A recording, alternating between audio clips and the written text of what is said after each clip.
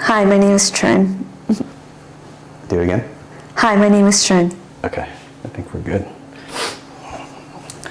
All right. So what do you do? What do you do at NAMI? Describe your role.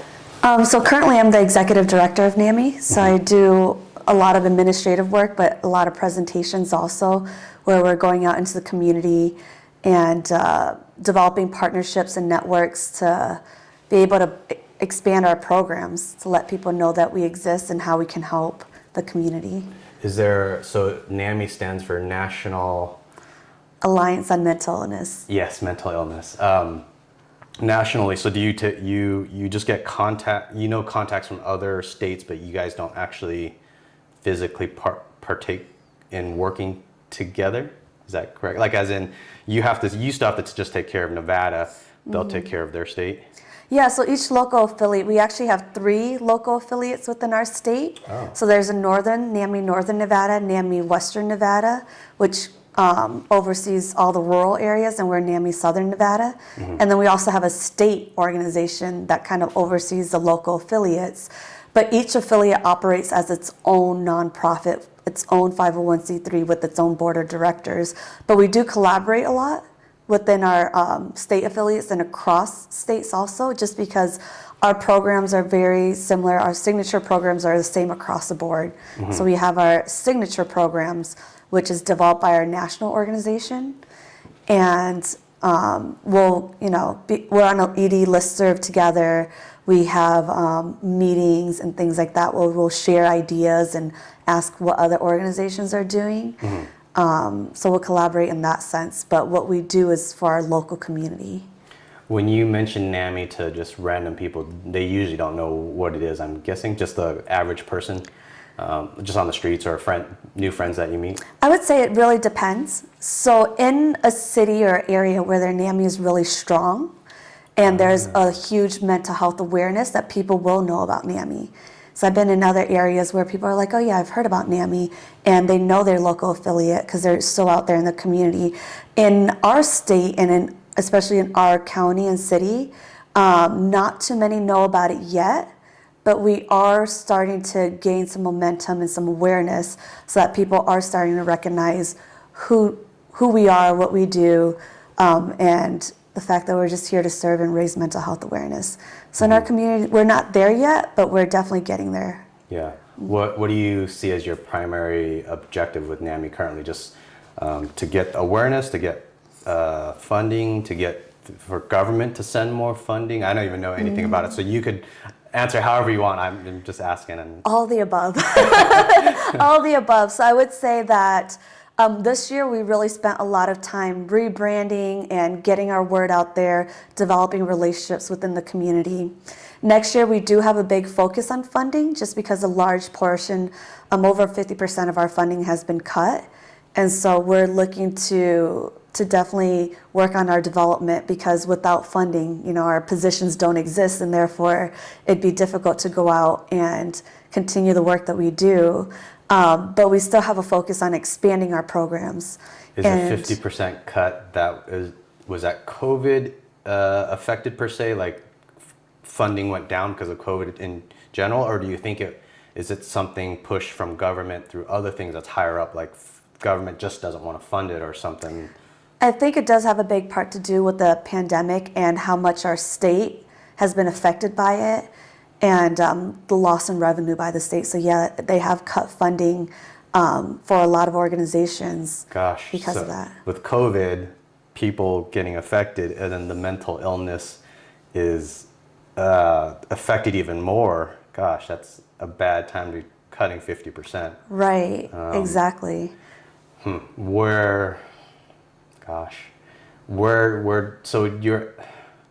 you're almost, do you have to go talk to the government, get more funding, and then get more funding, was that from private corporations too?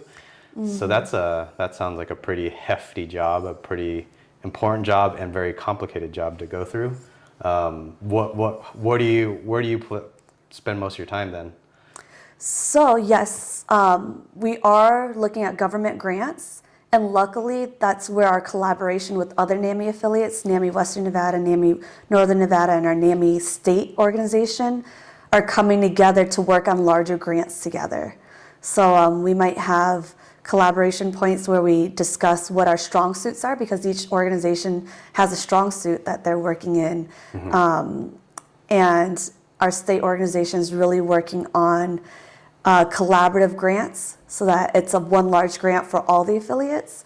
We have looked at other grants, but yeah, a big chunk of it is coming from private donors. We have major donors that would donate a large chunk, and then we also have just, you know, people in our communities, from hospitals to clinics to people who are using our services to people who are mental health advocates who are just donating, and that's what's really helping keeping our organization alive and moving forward. What do you think is the biggest known thing that NAMI does, or in your opinion, say our district? What if someone does say they've heard of NAMI? What do they mention? I say the top 3 things we offer is education classes to family and individuals affected by mental health condition. We have support groups, and then we do presentations out in the community to help educate people about mental health and to really raise mental health awareness, to destigmatize mental health conditions, because so many people are affected by it. The issue in the past is that it's been looked at as a taboo subject, something to not be talked about or to hide away, when really the healing comes when people start sharing, when people talk about it, because one of the largest barriers to accessing and getting help is stigma. It's the negative beliefs and views towards people living with mental health conditions. So we could get past and break through that stigma and let people know, hey, it's okay to talk about it. It's okay to get help. Yeah. It actually takes a lot of courage and bravery to get help, and it's not a sign of weakness, that we will actually have a community of people who are comfortable reaching out for help when needed, seeing the importance of it, and being able to get better rather than just going down this dark hole and not finding a way out. Yeah. Yeah. Yeah, in the last podcast I mentioned, where I think America's, this has to do with physical, like if you have if your arm was chopped off due to some complications, but you don't really see it in public. You don't see people's arms. You don't see they either cover it up or they have a prosthetic, but even that's covered up. I had like 7-8 years ago, I had a benign cyst here, and that I was able to like reflect on myself not wanting to talk about it, because I feel like Americans, as soon as you mention something virus, bacteria, or an abnormality, I feel like people kind of like, whoa, I don't want to hear about it, or they have some stigma. And I think mental health is even harsher, in the sense that people have a harsher stigma on mental health than, say, a physical abnormality. I think the more we talk about it, the more we can make it open. I think the better that it is for everyone. But I don't know how we. Do you see that in your work, where when you bring it up, people? I guess in your world, you see more people that are open to help it out, to help mental illness, to help people with mental illnesses. But do you see people that react negatively? Oh yeah, of course. There's still a lot of stigma out there. And so if you look at the history of psychology, back decades and decades ago, when someone did have a mental health condition, before all the research that we know now and all the new knowledge that we've gained, and the fact that recovery is possible, people were just kind of locked away in institutions, and that was kind of their life sentence. And they didn't know about all the tools that we know now. They didn't know, all the therapy tools.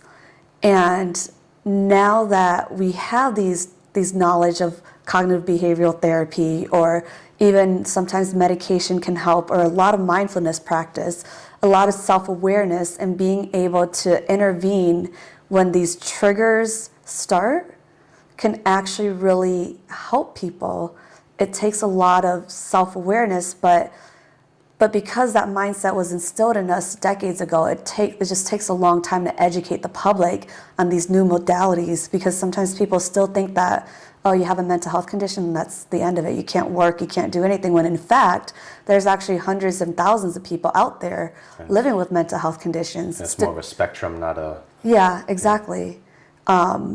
So people still do react negatively, but that's where presentations come into play and stories come out. And when people are sharing, yeah, I live with a mental health condition, and this is how I've, recovered from it. And these are the tools that I use to be able to stay mentally well and have a focus on that mental wellness aspect. Hopefully that'll change the attitudes of people towards mental health conditions and people who are affected by it to eventually understand that, it's just a normal process of life. Yeah. What do you find the most challenging at working at NAMI?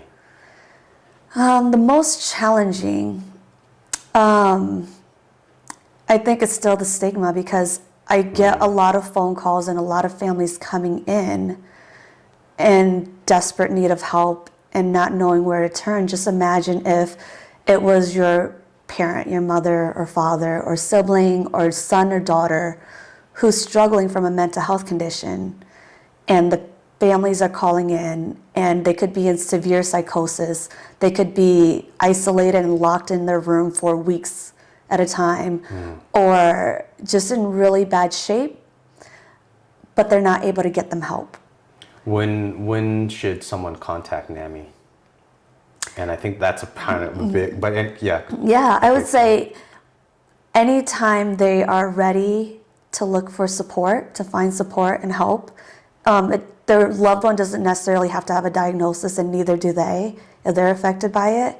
But if they find that they're struggling with their mental health and they just need support, support groups is a great way to get started, because we have weekly support groups virtually at this moment.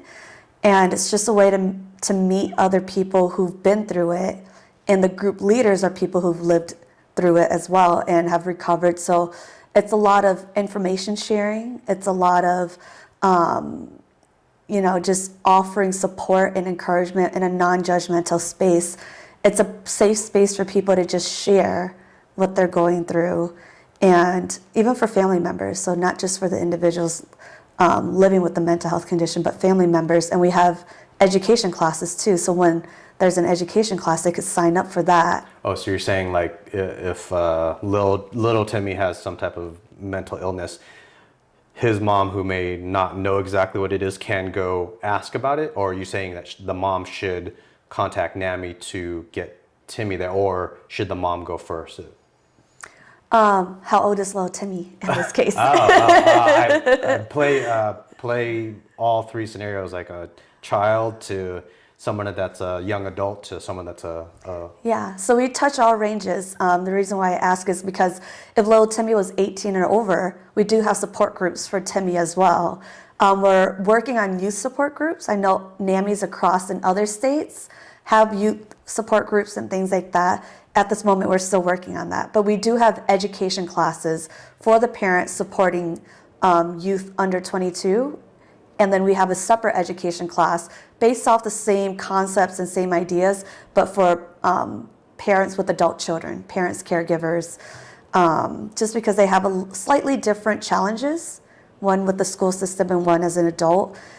But there are education classes formatted in 8-week classes, 6 to 8 weeks, depending on which education class we're talking about. And those are started as a cohort. So you start with the same class, you end with the same class. And each week there's a different topic that they learn about. You read about the topic, and then you have discussions on it. But you could families can start out with support groups first, as just, there's a structure to it still, but you're not reading material per se. You're just there to be able to connect with other family members and to talk and express, those challenges that they've been facing. If someone were to not know if they should contact NAMI or not, is that, do you get someone that calls in and says, hey, I don't know if this is the right place? Mm-hmm. Okay, so kind of maybe walk me through what the common questions when they call in, or do they usually walk in or call in? Call. Now, call, yeah. Even before the pandemic, call with, okay. So what kind of walk me through a general common call that would come in, and then how that goes? Yeah, so anyone who visits our website, it's www.namisouthernevada.org. They can find all the information on there. They'll find the contact information for our helpline. So our helpline doesn't only connect people to resources that we offer as a nonprofit, the services that we offer, but if, say, we often get phone calls of families or individuals having housing issues or not having health insurance and needing mental health care. Oh, so it's a broader spectrum. I need to I need to ask, like, or not. I'm probably thinking just the mental health on like an individual, but you're saying insurance, housing. So, anyways, yeah.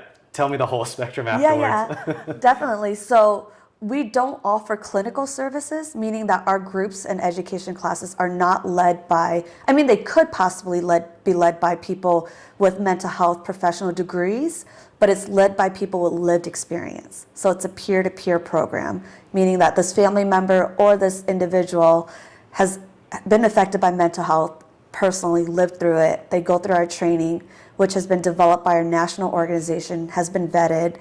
A lot of the programs are evidence-based, listed on one of our federal program stamps as evidence-based. Although they may or may not be people with clinical degrees or backgrounds. But anyway, so they call in, and we don't provide the clinical services, we provide the education and support groups.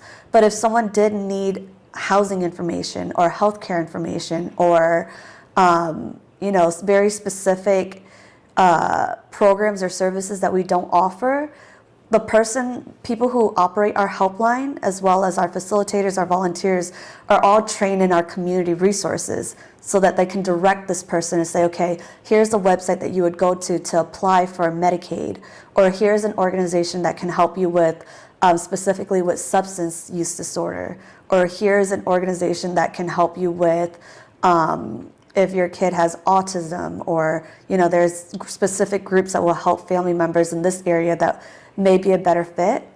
Or if it's a housing issue, they could go to the Southern Nevada Housing Authority and fill out an application there. So we also have a resource line that will help connect people to the resources that they need in the community. If I were to ask you to make a 1, 2, or 3 sentence short description on the question, who should contact NAMI? Mm-hmm. Is that tougher?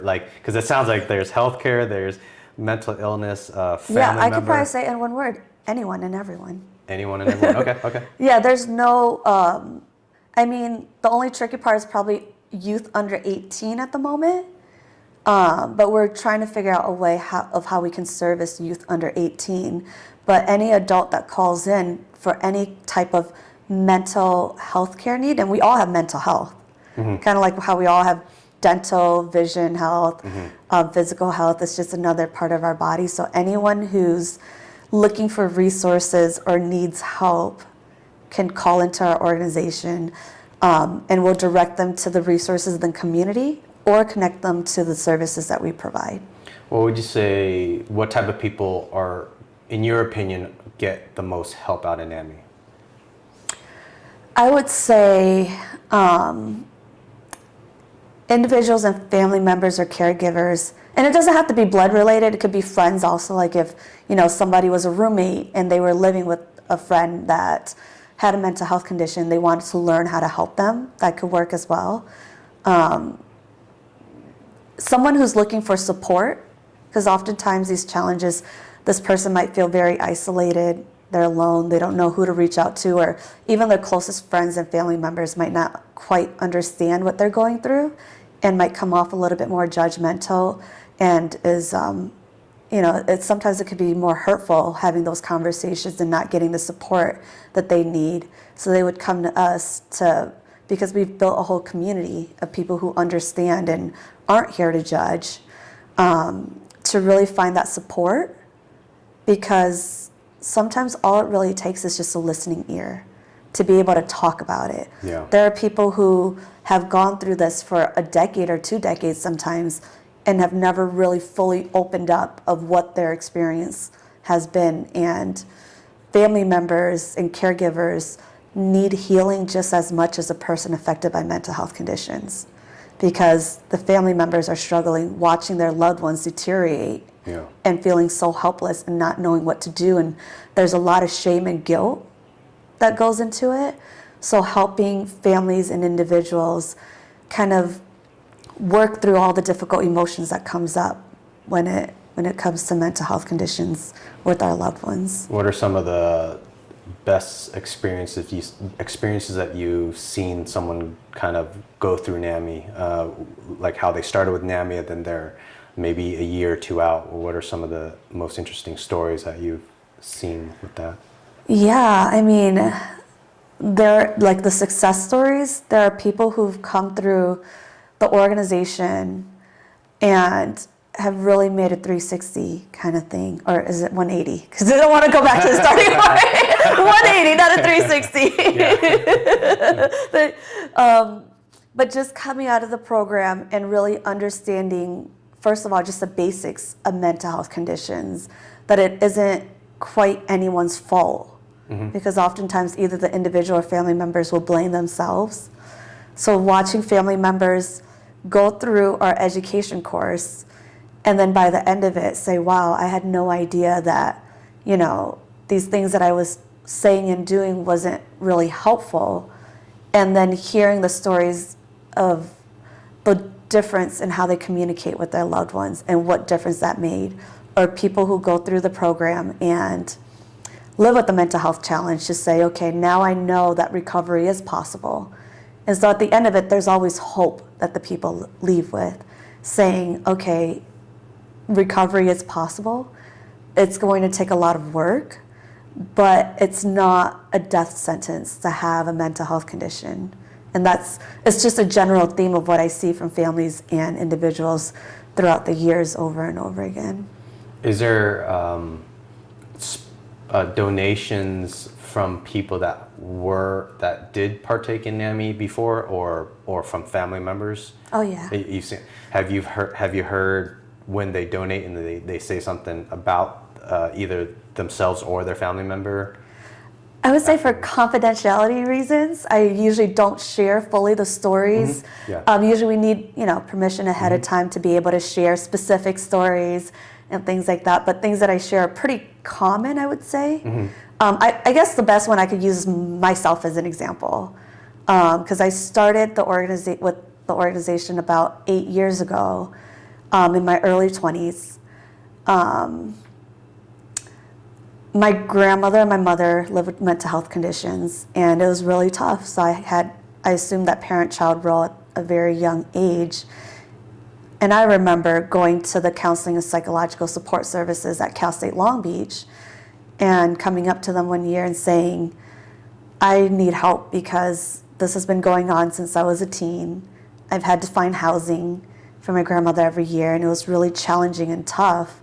And I felt like I was having a mental breakdown because of the stressors of, the start of work, school, and just all the personal life. And when I went to them, they said, okay, here's a pamphlet for NAMI. This group helps family members supporting loved ones with mental health conditions. Why don't you go check them out?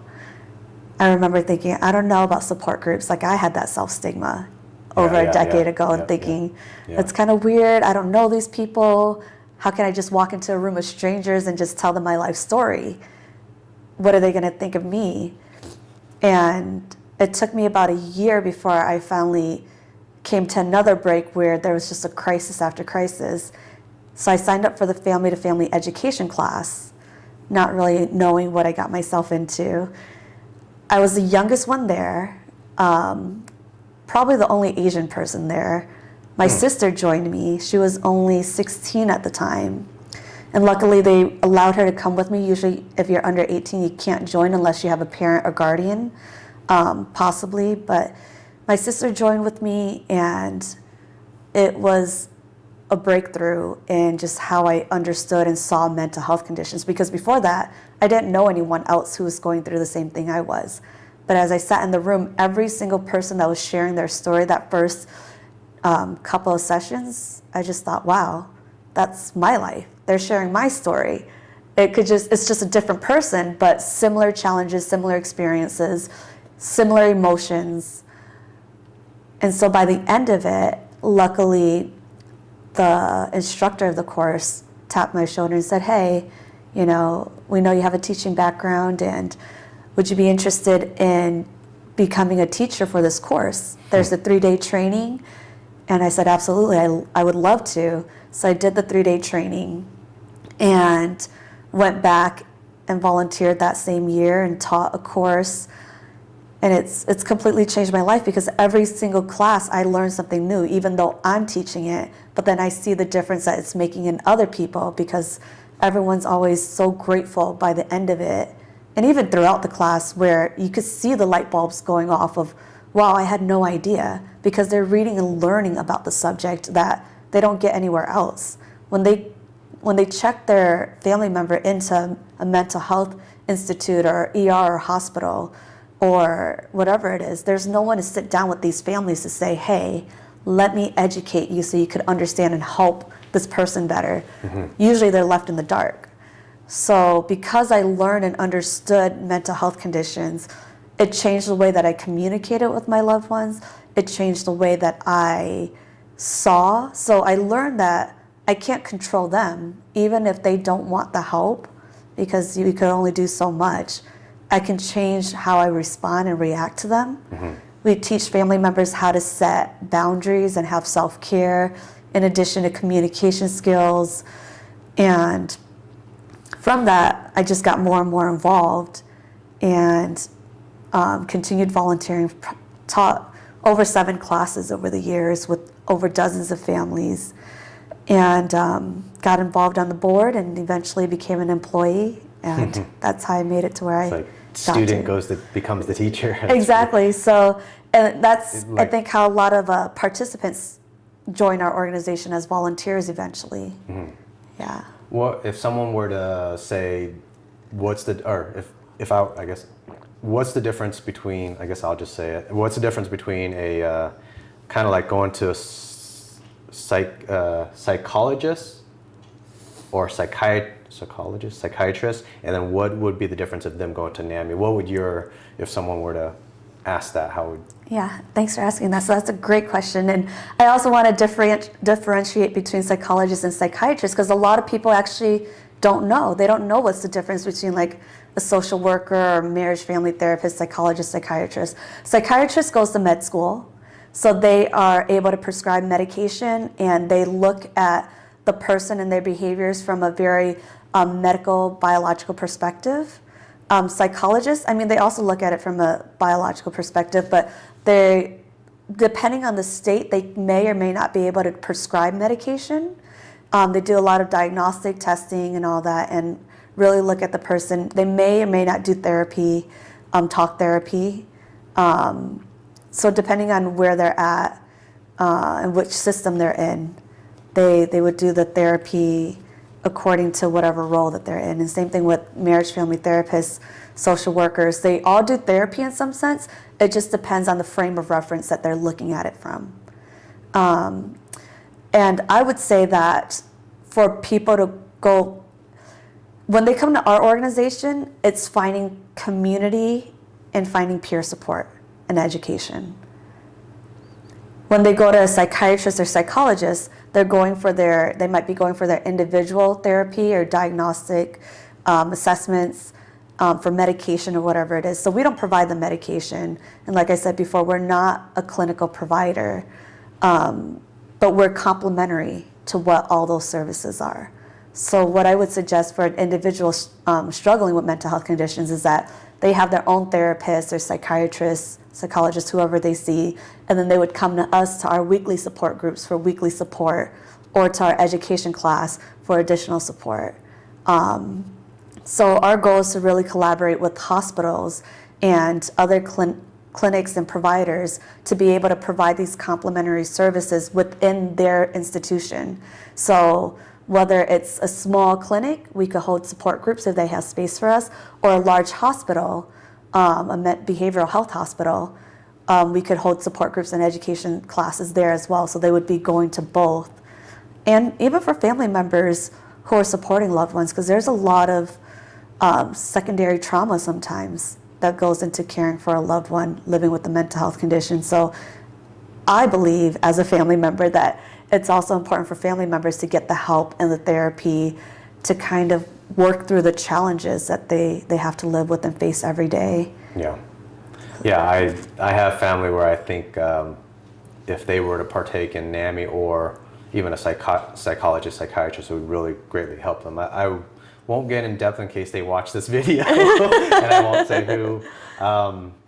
So if someone were to be, they think that they need to go see a psychologist or psychiatrist, would it be better for them to start out kind of at NAMI first and then kind of talk to people, and then maybe the people there would tell them, yeah, maybe you should go see a psychiatrist? Or normally you're saying it should be also almost complementary at the same time, like meaning they should probably already go to a psychologist and they should also be visiting NAMI at the same time probably? So I would say it just really depends on the person. Okay. What I've seen, I wouldn't say anything's better or worse. To me, getting help is getting help. So any way, any place that they can start is right where they need to be. I know for me, I had a lot of self-stigma.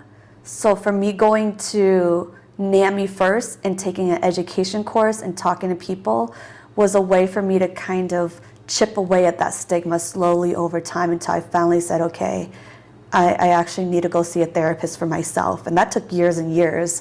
For some people, they might dive in and say, you know what, I need to see a therapist. Or sometimes their symptoms or conditions might be so bad that they do need that right away, and then they learn about NAMI after. So either way, but when they do come to NAMI, they will get, support from other families, and they might be able to get, suggestions of where to go, who to talk to, steps or what actions to take. So they definitely can get that support in the group as well. So either way, as long as they're making an effort or a stride and taking that step forward in the direction of getting help, it really doesn't matter where they start at, as long as they start somewhere. Yeah. Do you think this? So this is a personal question, and I would imagine the people listening, it's a racial question. Do you think? I don't want to sound like I'm racist, but I'm Asian, so I think I'm allowed to ask it. Do you think being Asian, because you're full Asian, or you're half? Are you? So my mom's half white, half Vietnamese. My dad's full Vietnamese. Okay. So I'm about 3/4 Vietnamese and 1/4 white. Do you think being Asian and having the Asian upbringing, the cultural traditions, the mental health is even a heavier stigma than, say, maybe a white person born in America? Or do you find them similar? Or? Yeah, so I think a lot of it, I guess you can kind of tie race to it. It has a lot to do with education and cultural beliefs.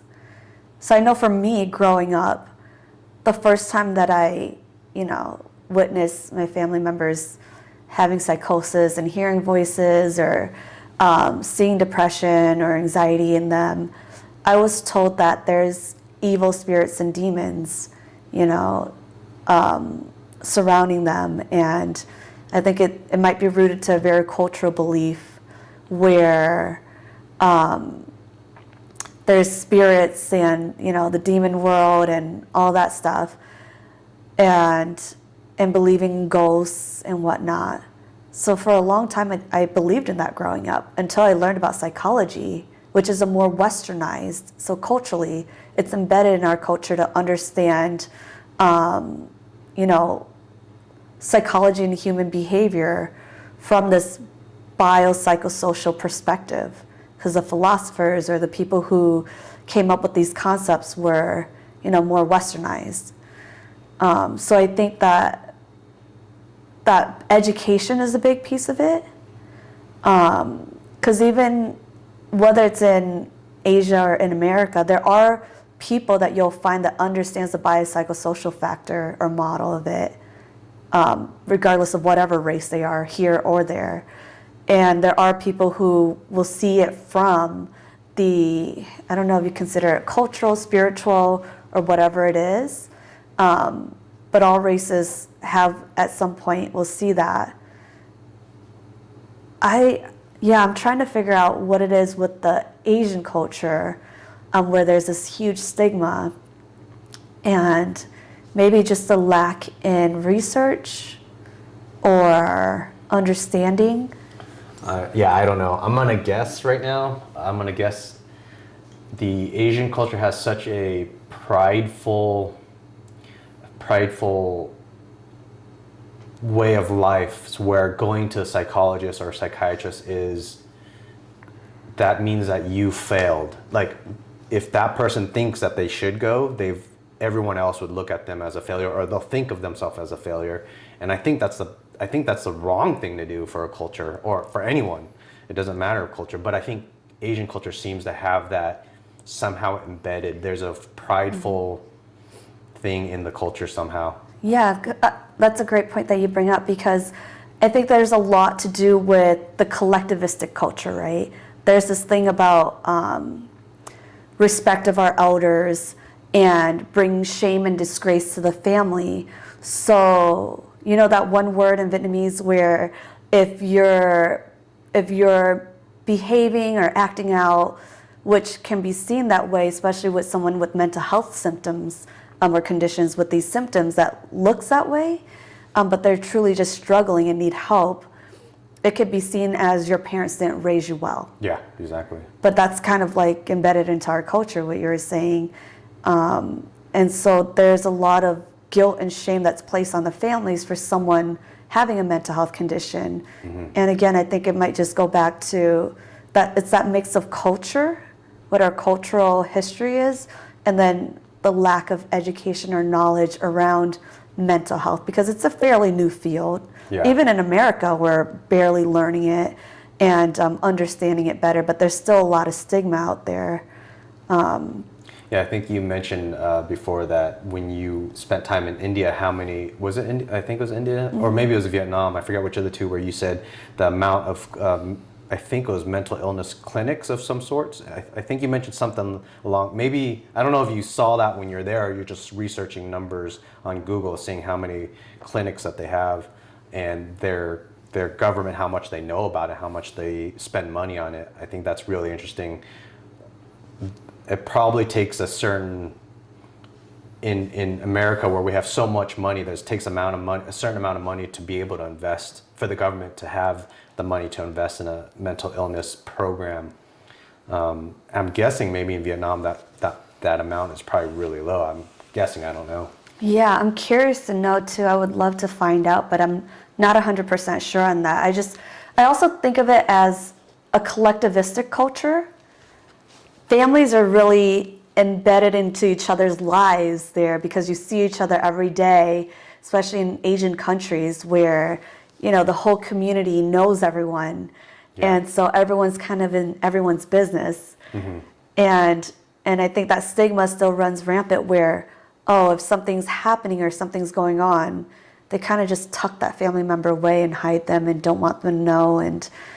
And here in America, it's a more individualistic culture where it's also easier to hide and say, okay, well, this person just stays at home and they don't go out to the family gatherings, or they don't go out to friends gathering, or whatever it is. So it's interesting to see it from that perspective of a collectivistic versus an individual. And perhaps maybe being more collectivistic, they have more opportunities to open up and share. But I don't know how much it's talked about in Asian countries. Yeah. Is NAMI mostly supported by government funding, or is it, do you guys have to go find 100% of your funding, or how does that work out, or how challenging is all that too? So we do have to go out and find 100% of our funding. 100%, holy cow. Depending on which city or which affiliate, because every affiliate is responsible for their own finances. Because even getting government funding, it's not like it's automatically given to you. You have to apply for the grants for government funding. Okay. So you might apply and not get it. But a lot of NAMIs, I would say, are supported by their state organization, like state government. And there is also private donations and other grants, private foundations and whatnot, or individual donors. Like every, when people donate $10, $20, that actually goes into the programs and into the organization. And just imagine, 100 people or 200 people giving $20 each. That's enough to fund a program, or fund a whole class of curriculum, or fund a position that coordinates the volunteers, or whatever it is. So we rely heavily on, I would say, all aspects. And for our organization, we do have all areas of individual donations, corporate donations, major donors, state grants, and other grants as well. What is the biggest section of those grants? Is it mainly single one-time donations, or is it mostly corporations with monthlies, or it probably doesn't. I don't even know why I'm asking this question. I'm not sure if it really means anything. I guess my train of thought is to ask that and then ask if someone's in that group, how can they contact you, or how can they donate? Do they just go to the website? But anyways, so back up to where do you feel is the most helpful for NAMI, where people donate, like certain single individuals or companies, or what? Anyone and everyone. Any money coming in, just even every $5 from an individual donor. Like I said, if you get 100 of those or 1,000 of those, that still makes a difference. Large corporations can also donate. I would say a large portion of our funding used to come from the state. Like I said, last year, over 50% of it came from the state. Since about 2/3 of that funding has been cut, a large portion of our donations come from a major donor, and just other small grants, individual donors, as well as corporate donors. I would say there's a pretty widespread across all three of those. If you go to our website, there's a donate now button where people can just go on there and donate. Okay. There's been people who've just called in and connected with me. They email me, or they somehow find a way to connect with me, either through a presentation that I've given or a networking event, and we just kind of talk, and they say, hey, can I send you a check for X amount, like $500, $1,000? Every bit helps. And so I would say there's multiple ways, but the easiest way is probably just through the website. Yeah.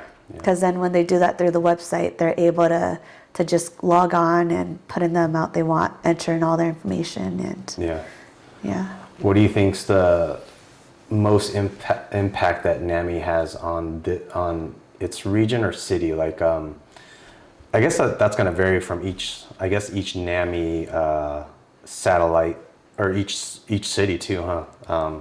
What's NAMI here in Southern Nevada? What do you feel you guys is your strongest activity or project? Yeah, so I said it goes back to those three things: education classes, support groups, and presentations. So if I had to put it overall under one category, it's just mental health awareness. Okay, so spreading the awareness. Awareness to destigmatize mental health conditions. Oh, okay. Because when a community isn't aware and they're not talking about it, it's that whole taboo, hush hush, we don't talk about that, and people in that community who have mental health conditions or struggle with mental health are just kind of viewed negatively as, whatever discrimination, things that take place when someone's viewed negatively also comes with that, whether it's not getting housing, not getting work. But when we have a community who's touched by mental health awareness and understands, and we go out there and we present not only to clinics, hospitals, schools, justice systems, just to say, one, recovery is possible, and two, the way that we viewed mental health in the past is very different from how we view it today, because recovery is possible. We know that people can and will get better and contribute back to society, or there's ways to help and support each other, that it's not, we all have emotions and feelings.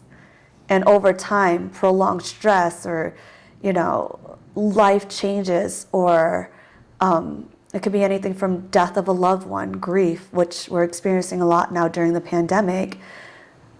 It could lead to depression, anxiety, other mental health conditions as well.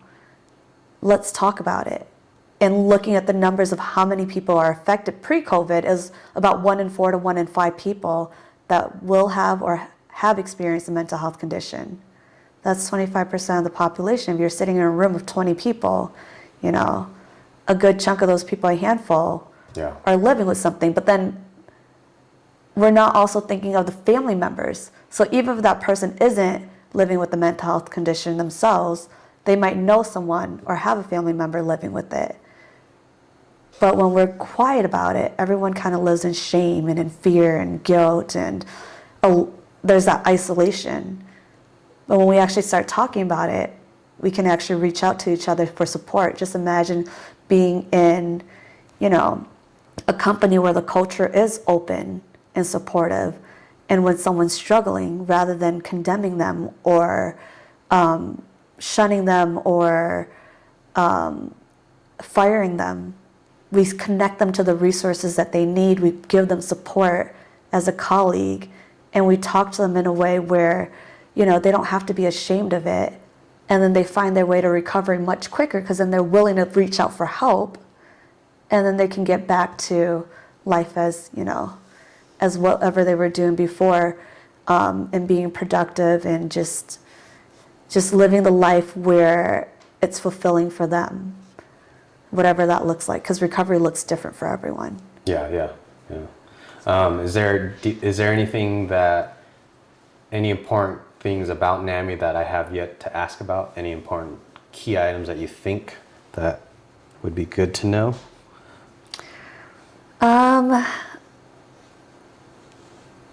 Can't think of anything off the top of my head right now. Okay, I have some online questions that some people asked. Let me try to pull it up. This person asks, do you deal directly with mentally challenged, mentally ill individuals? Are you directly helping them? Yeah, definitely. So that's our support group and education classes. So people who are living with mental health challenges can join the support group and find support from other people who've been there before. And they can take our education classes to learn more about, the mental health conditions and learn the tools that they need to recover and to maintain mental wellness. Yeah. Their next question is coupled with that last one. How much do you relate or emphasize with these kids or adults? Do they cry in front of you? How can you cry with them if it can't be controlled?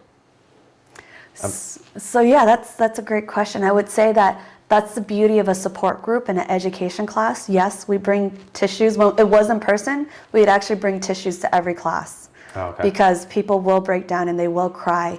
And that's the thing, right? In our society, sometimes people see crying as a weakness, or they're afraid to show other people emotions, and people oftentimes do it alone, when it's actually really healing to be able to express our emotions in whatever natural way it comes out, and then find the support from others to say it's okay to feel that way. Yeah. It's completely a normal response to what we're going through, to cry.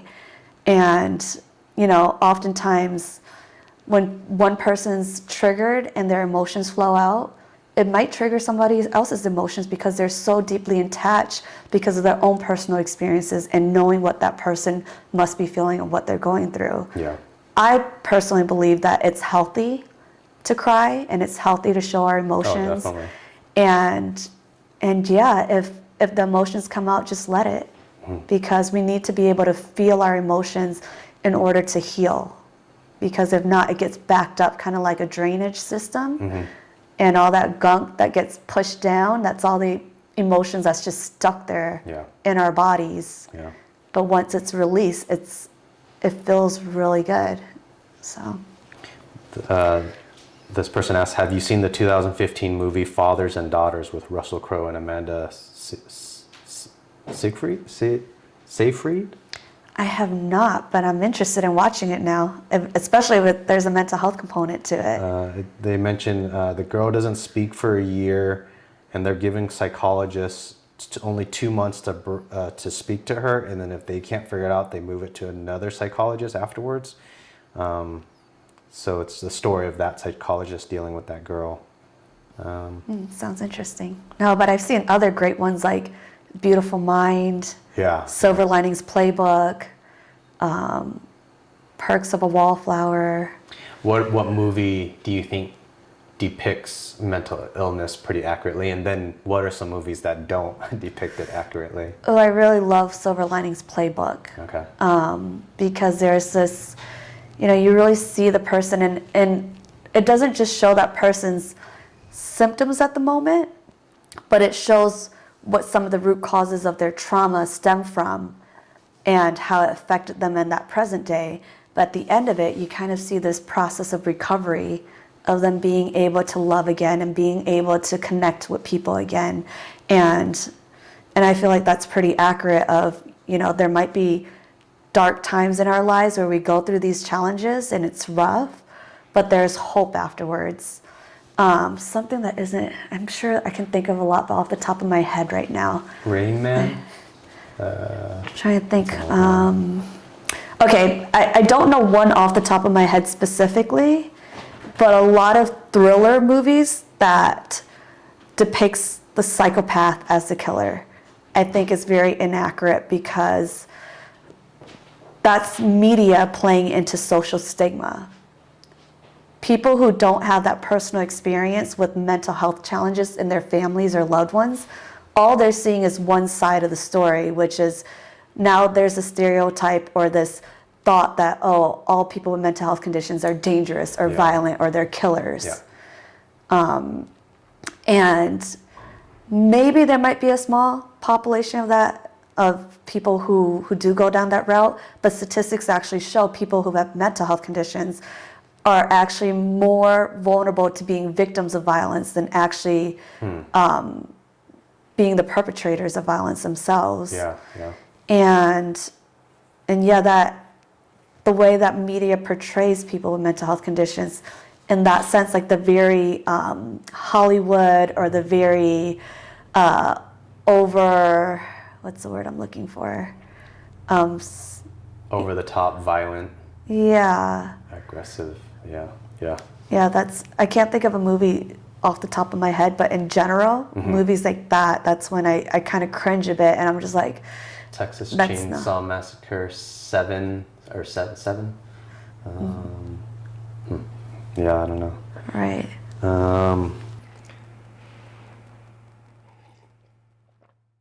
How, if you're working with someone, how difficult or is it to not personally and emotionally get connected with these people? Or do you, that's part, I would imagine actually from what I hear, you kind of want to connect with them. Yeah, so a big role model of mine is Brené Brown, and I read a lot of her books. I'm currently reading Dare to Lead, but she's this, if you're not familiar with her work, this researcher, and she does a lot of organizational development, and she talks about vulnerability, especially in the workplace, and building work cultures that support success. And I think in the past there was a lot of disconnect of this professional field. You keep, your private lives out of it. Yes, we're still going to go in there and do the work we need to do and perform, but also having that personal connection and being able to be open with each other and being able to support each other is the culture that I want to create within my organization. And I've seen it in other organizations as well, not always mental health, but I believe that there's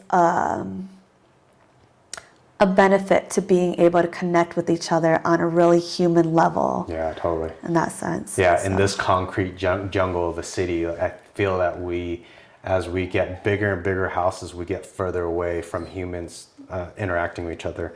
Everything from having lunch with each other, having dinner with each other, to even at work, you're in a cubicle. In some offices, you're just in a cubicle, and everything is so segregated. And in my opinion, it's unhealthy, the world that we're building. Yeah, and business is all about relationship and relationship building. In order to build a genuine connection and relationship, there needs to be some form of vulnerability and understanding who the real person is, not just on the surface level. Yep. So there is some, sharing that I think just helps our culture because we trust in each other and we're able to support each other because no one's going to be perfect 100% of the time. Yeah. Life happens. Yep. And being understanding of each other when those things happen. Of course, there's also a balance in that line of, okay, there's work to be done also. Yeah. So I think it is a fine balance to be able to do that, but it's possible. Yeah. What's the most pressing mental illness issue in America?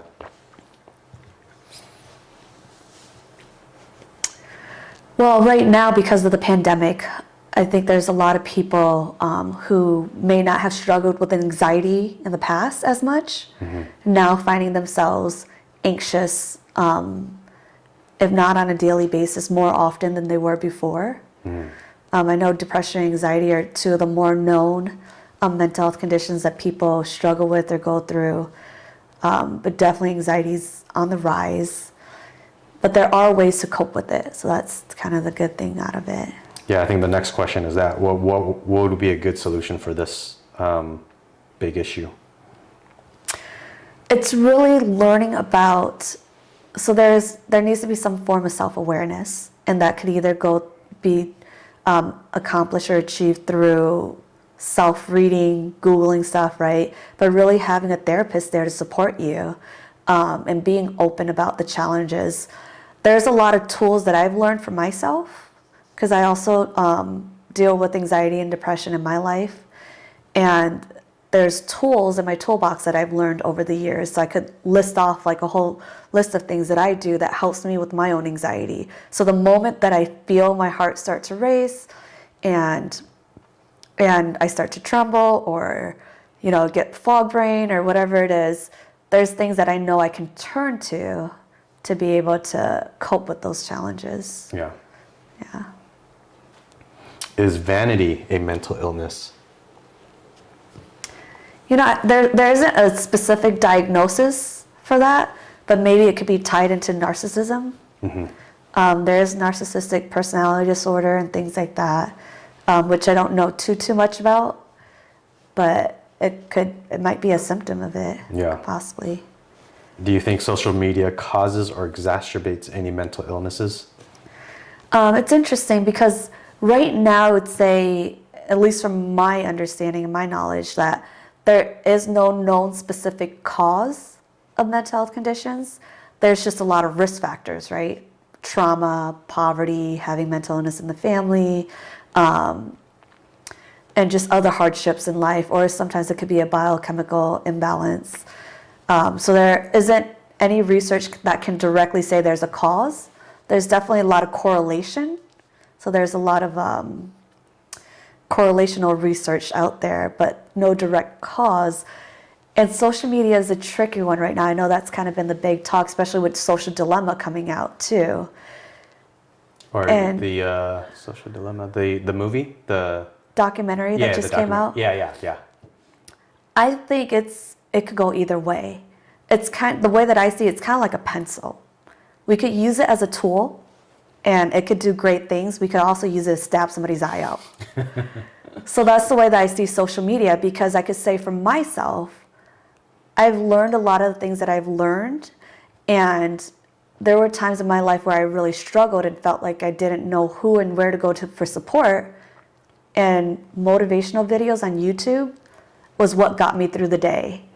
Okay. And I follow people on Instagram, Facebook, things like that talks about mental health and how to cope with these challenges. So I'm learning these coping tools and these coping strategies, of course, through my therapist and through reading on Google and reading articles, reading my own books, but then I'm also learning it from the social media groups that I follow or the people that I follow, like the holistic psychologist or the brain coach.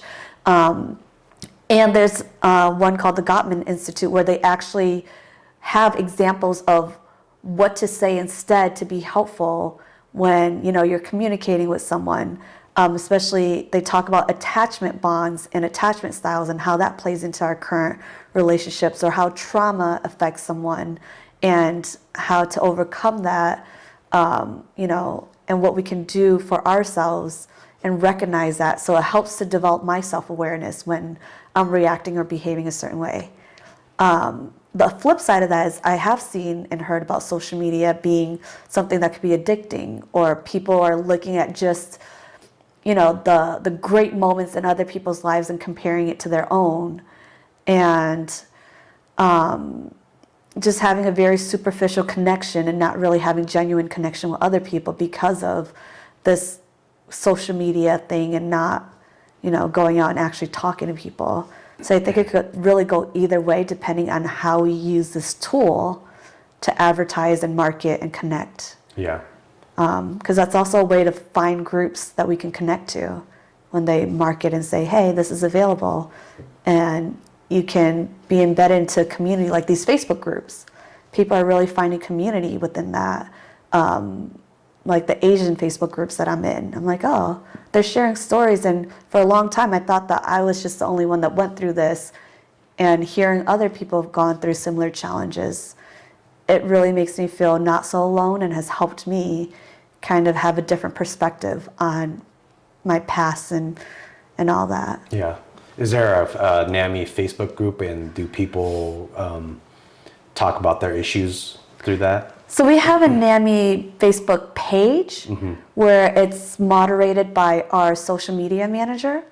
So she does a lot of the postings, and it's just more about, you know, advertising our groups, our events, and putting messages out there for mental health awareness. So we don't necessarily have a Facebook group yet. We might have one in the future, just because if we do, we want to make sure that it's properly monitored, that you know, people aren't saying things to each other that could be detrimental or anything. So we don't have the bandwidth for it yet, but hopefully in the future we can build and create a community where people can go in and share, and also have someone monitor it so that it doesn't go sideways where you know, someone's just going on there being a troll or something. Yeah, that would suck. Yeah. People suck. Yeah, exactly. So we don't have it yet, but maybe in the future. Yeah. What do you think's kind of what do you take the most pride in NAMI? Not pride. What do you find the most what's the word I'm looking for? Like the most fun, or the most that you find that achieves the most with NAMI, or what do you personally feel the most satisfied with NAMI about? I think it just goes back to mental health awareness. Getting people to talk about it and letting them know it's okay. And it just might be more individualized for me because my background's in teaching. So I've worked a lot with students, and just knowing that my depression and anxiety probably started when I was a teen. I could go back to moments where I recognize the symptoms and see it and understand what it is now. At that time I didn't know, but I just always go back and think, well, if I would have known at that time and had learned the tools that I learned later on as an adult at that time, how different that would have looked. So a big part of what we do is we've started a program called Ending the Silence. So we go out to schools and present to students about the different warning signs of mental health conditions, what to look for in themselves or their peers, who to contact, who to reach out to, how to reach out to someone, what to say, what not to say, and really letting them know and understand. And it's for both youth and adults that mental health conditions are part of life that anyone can experience. It doesn't discriminate against race or class or gender, ethnicity, or anything like that. So letting them know that it's okay. And there's actually very successful people out there, a lot of celebrities who are, you know, struggling with mental health conditions, or who have recovered from it also. And I think when I see the look on people's faces when, you know, when we tell them it's okay, and they're just surprised by how many people, because there's a specific slide that I'm thinking about, especially in the youth presentation, where we have celebrities up there like Will Smith and Leonardo DiCaprio, Adele, Lady Gaga, Serena Williams. And we're like, yeah, all these people have, you know, mental health challenges. And would you consider them successful still? And their eyes light up like, yeah.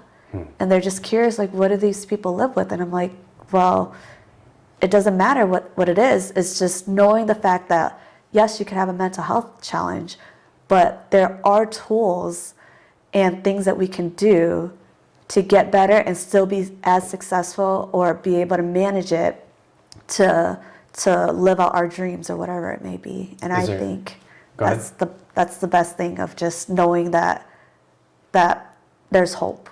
Yeah. Yeah. Is there any key indicators on those, if someone's experiencing something that they should look into contacting NAMI or psychiatrists? Yeah, so just things like, you know, it's distinguishing between, say when we lose someone, loss of a loved one, that's grief. You're going to experience grief, and it's going to hit you for some time. But if we experience it for an extended period of time, and it gets to the point where it's past 2 weeks or maybe longer than a month, and we just can't get out of that dark space or that cloudiness, and not feeling like we're able to connect with friends or people. So if there's a loss of interest of what we used to once connect to, like for example, if, I don't know, it could be music. Like all of a sudden there's a change in behavior. I think change in behavior is probably one of the biggest indicators. So if we stop the hobbies that we used to like, if we're not connecting with people and friends, if there's changes in sleep, so either sleeping way more than we used to, so if we're sleeping at an average of 7 to 8 hours a day, and we find ourselves sleeping 10, 12, 14 hours a day, or not being able to sleep, so not sleeping enough and waking up throughout the night, and only getting like 3 or 4 hours of sleep, whereas before that wasn't the case. Or changes in appetite, not being able to eat or overeating. Isolation is a big thing. So again, not wanting to connect to people anymore, and not having that motivation to even wake up, or to even brush our teeth or our hair, or take a shower, or make food, when things just start feeling like it's overwhelming. It could be having thoughts or hearing things that aren't there, and not knowing where it's coming from. Could all be early signs and triggers, or warning signs of maybe it's time to talk to someone to get support and get help. Yeah. Yeah. Does NAMI take volunteers? Oh yeah, our whole program, all of our programs are ran by volunteers who are teaching the classes, leading support groups, doing presentations. So anyone can volunteer as long as they have that lived experience. They participate in either a support group or education class, and they'll have to go through a training, depending on which program they're interested in. And then they'll be able to go out and lead a support group, or lead an education class, or do a presentation. I imagine that'd be really rewarding for a volunteer to go through that and kind of actually go from student to teacher to some degree. Oh yeah, it definitely empowers people, because if we look at the research also, it shows that one of the ways to break down stigma is to bring lived experience and have those voices out in the community, so that people can put a face to the experience and the name, and just see that this is just a person. This person has dreams and goals, and they may be working and have a career and have a family. It could very well be our firefighter, or our doctor, or our teacher, or our grocery store clerk. Anyone in our community could somehow be affected by mental health conditions. We get those people out there to share their story.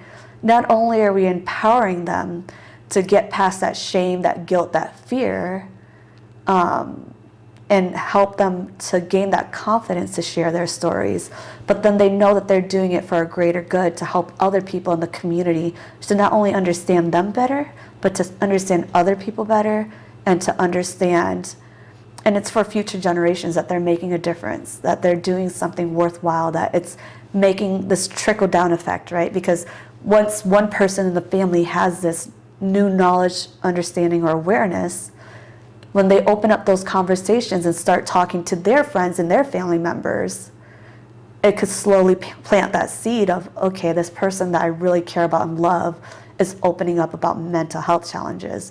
Sometimes it might be well received, sometimes not, but it starts with a conversation and a dialogue, and seeing someone else talk about it first kind of gives them that courage, or that momentum, or that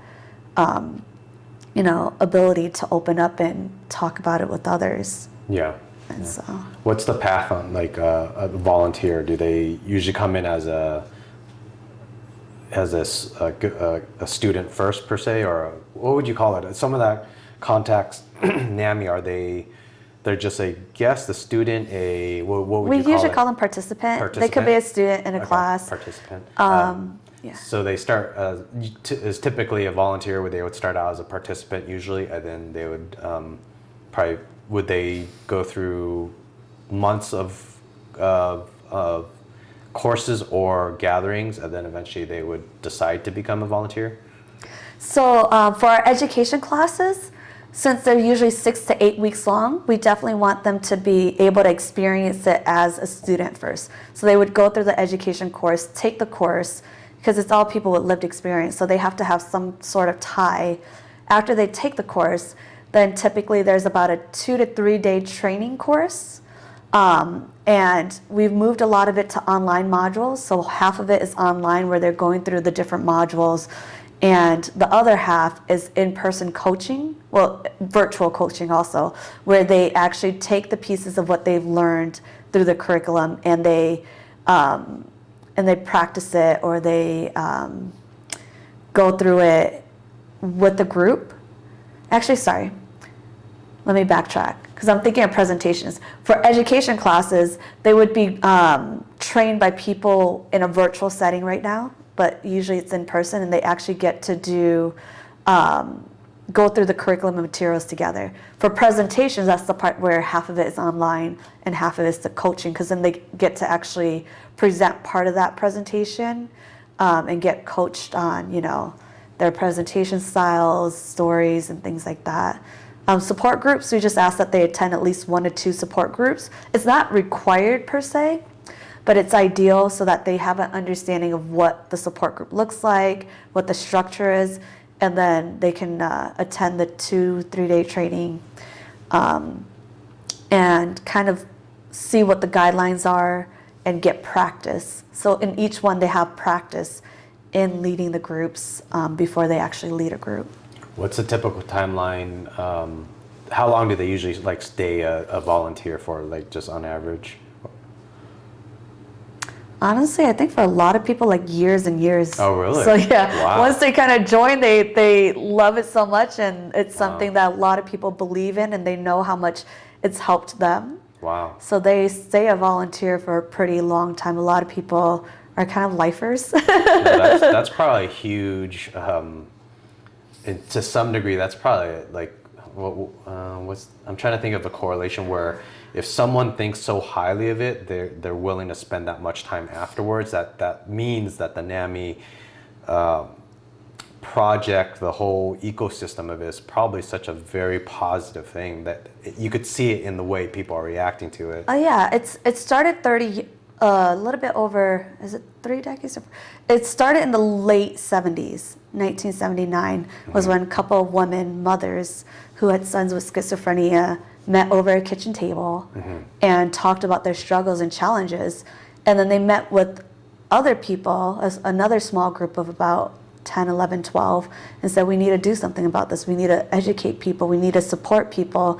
And from there, that's how it kind of grew. And now we have an affiliate in every state, and there's over 650 affiliates across the nation. And a lot of it is run by volunteers. So all of our support groups, education classes, presentations are all volunteers.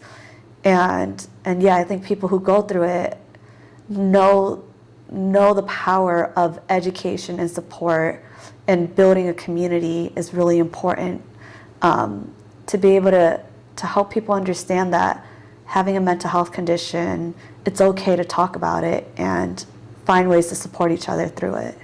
If I gave you a magic wand, and this magic wand gave you 6 months to change anything for NAMI, to better it in any way, what would you change, from government to people to what would you change for the better? Ooh, that's a big question.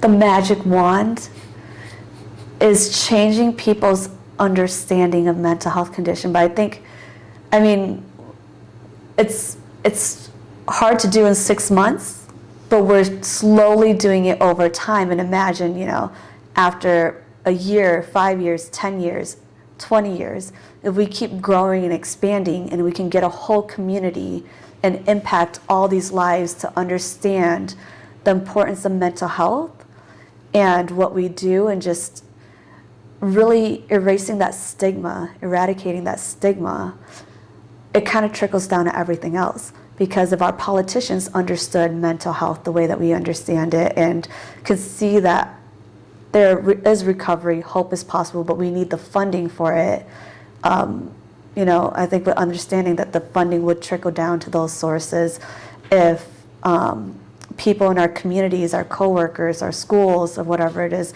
sees the importance of mental health, we would take out more time to actually put towards whatever it is that needs to be done to promote mental wellness. Just being able to educate people and raise that mental health awareness. With that magic wand, if awareness is the thing that you want to change the most, like awareness in the sense of, if you had that magic wand, would you have presentations all over the place in your region, banner ads everywhere, or what would be a way to get more people where? Well, I guess I could see you're thinking the magic wand as in it just changes their mind and they lose that stigma about mental illness. Mm-hmm. Is there a systematic way with that magic wand to do it? Meaning, I don't know, billboards? I have no idea. What are your thoughts? That could be one way, but I definitely think it takes more than billboards. But billboards, there is a group called Hope Means Nevada with their initiative and committee. So they're doing an amazing job out there with raising the awareness and talking about it and getting people to reach out. But I definitely think it takes a lot more than that too. So that's kind of the first step. Just recently, last week, I went through this week-long training, and it was started by it was a collaboration between UNLV and the Center for Mind-Body Medicine. And it brought community leaders together, about 150 of us, to spend a whole week really diving into mindfulness and talking about, ourselves and what our struggles were and how these tools can help. Just, I guess, to give a little bit of background. It's ran by this man who's a psychiatrist. He started at Harvard, who's now teaching at Georgetown. He's developed these modalities for community-wide trauma healing. And he's done this research for over 3 decades, and he's gone to a lot of war-torn countries like Syria, Serbia, Bosnia, and all that, and has brought these modalities to those communities where in some communities, about 20% of the students, the kids had lost either one or both parents from the war. Some of them, about 80% were showing symptoms of PTSD because their town was like blown up. A lot of their buildings are in, shambles and stuff. But after going through these classes, I would call them, these group learnings is what they called them, they saw a healing process where these people developed signs of hope and these symptoms of, that they were experiencing before of hopelessness, and for a long time just kind of stuck in this world of just darkness, I guess. They found a way out. So in my eyes, I think people need to experience what healing looks like, because he really made a good point. They would have a lot of whole group presentations, and then we'd split up into groups of 10. So there's about 15 groups of us where we dig deeper. And during the presentation, though, he said, we all go through trauma at some point in our lives. We will all experience a loss.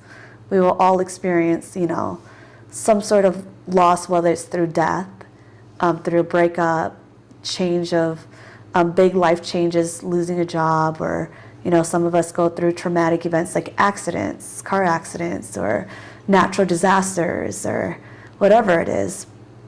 And in that sense, we all need to go through healing of those things. And some people either, have found different ways of support, different ways of healing. But I believe that when we go through this healing together as a group and understand that it is, part of life, and to be able to open up and talk about it and share with each other this process of healing, that's what's going to really help. When we start seeing it in that sense that, okay, people with mental health conditions, they just have gone through it and then perhaps might not have found the support that they needed to recover. Because I think oftentimes people think of serious mental illness where, there's just a lot of challenges. But when people experience it for themselves and understand what that looks like and how important it is to tend to our mental health by opening up and sharing and talking about these things, that it would create a more empathetic community that's willing to listen and willing to be open and willing to be caring and breaking down that stigma altogether. Yeah. That stigma seems like such a huge, tough issue. I wonder if other countries have it similar or worse or less. I don't know. I think Vietnam. Let's take Vietnam because we are Vietnamese. I would think their stigma is a little bit. The tradition is tougher. So I would think here in America is a little bit easier on stigma than Vietnam. Imagine running NAMI in South Vietnam. I've thought about it. I've honestly thought about it because I know in OC, they've actually translated the whole curriculum for family to family into Vietnamese. Oh, wow. And that was actually the reason why I had wanted to move to Vietnam at one point for at least a year to teach English there so I could learn how to read and write Vietnamese. Yeah. So I remember when they reached out to me and asked if I could help teach the class because it is, very stigmatized in our community and not a lot of people know about it. And I really wanted to teach the class, but I don't know how to read Vietnamese.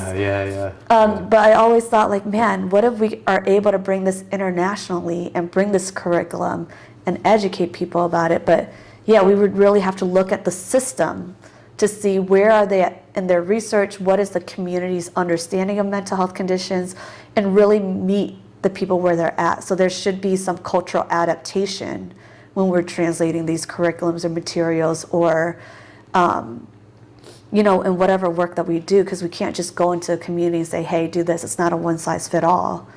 Especially our Native American community or our Latino or Latinx communities or our Asian communities. It's very different in their different cultural experiences. Some countries might have gone through a war, and that's where a lot of their trauma stems from currently.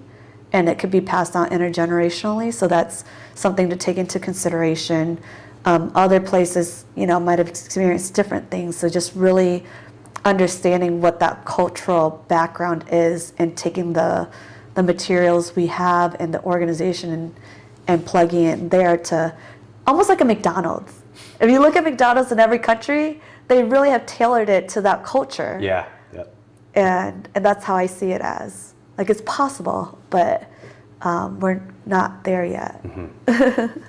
The McDonald's things makes me think about when I saw Pizza Hut in Vietnam. They had seafood on top of their pizzas. Oh, I have not seen their Pizza Hut there. And then it's funny when they eat with chopsticks. They'll hold if a slice of pizza is like this, they'll actually kind of almost fold the pizza, but then they'll use chopsticks to hold it and eat it. It's actually pretty amazing. That's pretty interesting, but it's still pizza, right? And it's still the brand name of Pizza Hut. My dream and hope would be one day to be able to expand it overseas in that sense. But really learning about the history and the culture first before jumping in and doing something like that, I think is going to be really important. Yeah. What's NAMI? What do you think NAMI needs the most in your region in Southern Nevada? Besides, I guess awareness, but funding. Funding. Funding so that we can continue to expand and grow, because there's only so much that we can do at the moment. Our bandwidth, our staffing is really small. So, just imagine if we had more people in each department or focused in different areas, the more reach we will have. But at this point, it's just with our limited staffing and our volunteer base, we're able to do as much as we were able to. Yeah. So. What would you envision if you had an extra 30% funding, what would you focus on? What would be that? A position for someone to do more fundraising and development, like actually a development person dedicated to that, because there are some organizations that will have a grant writer on their team.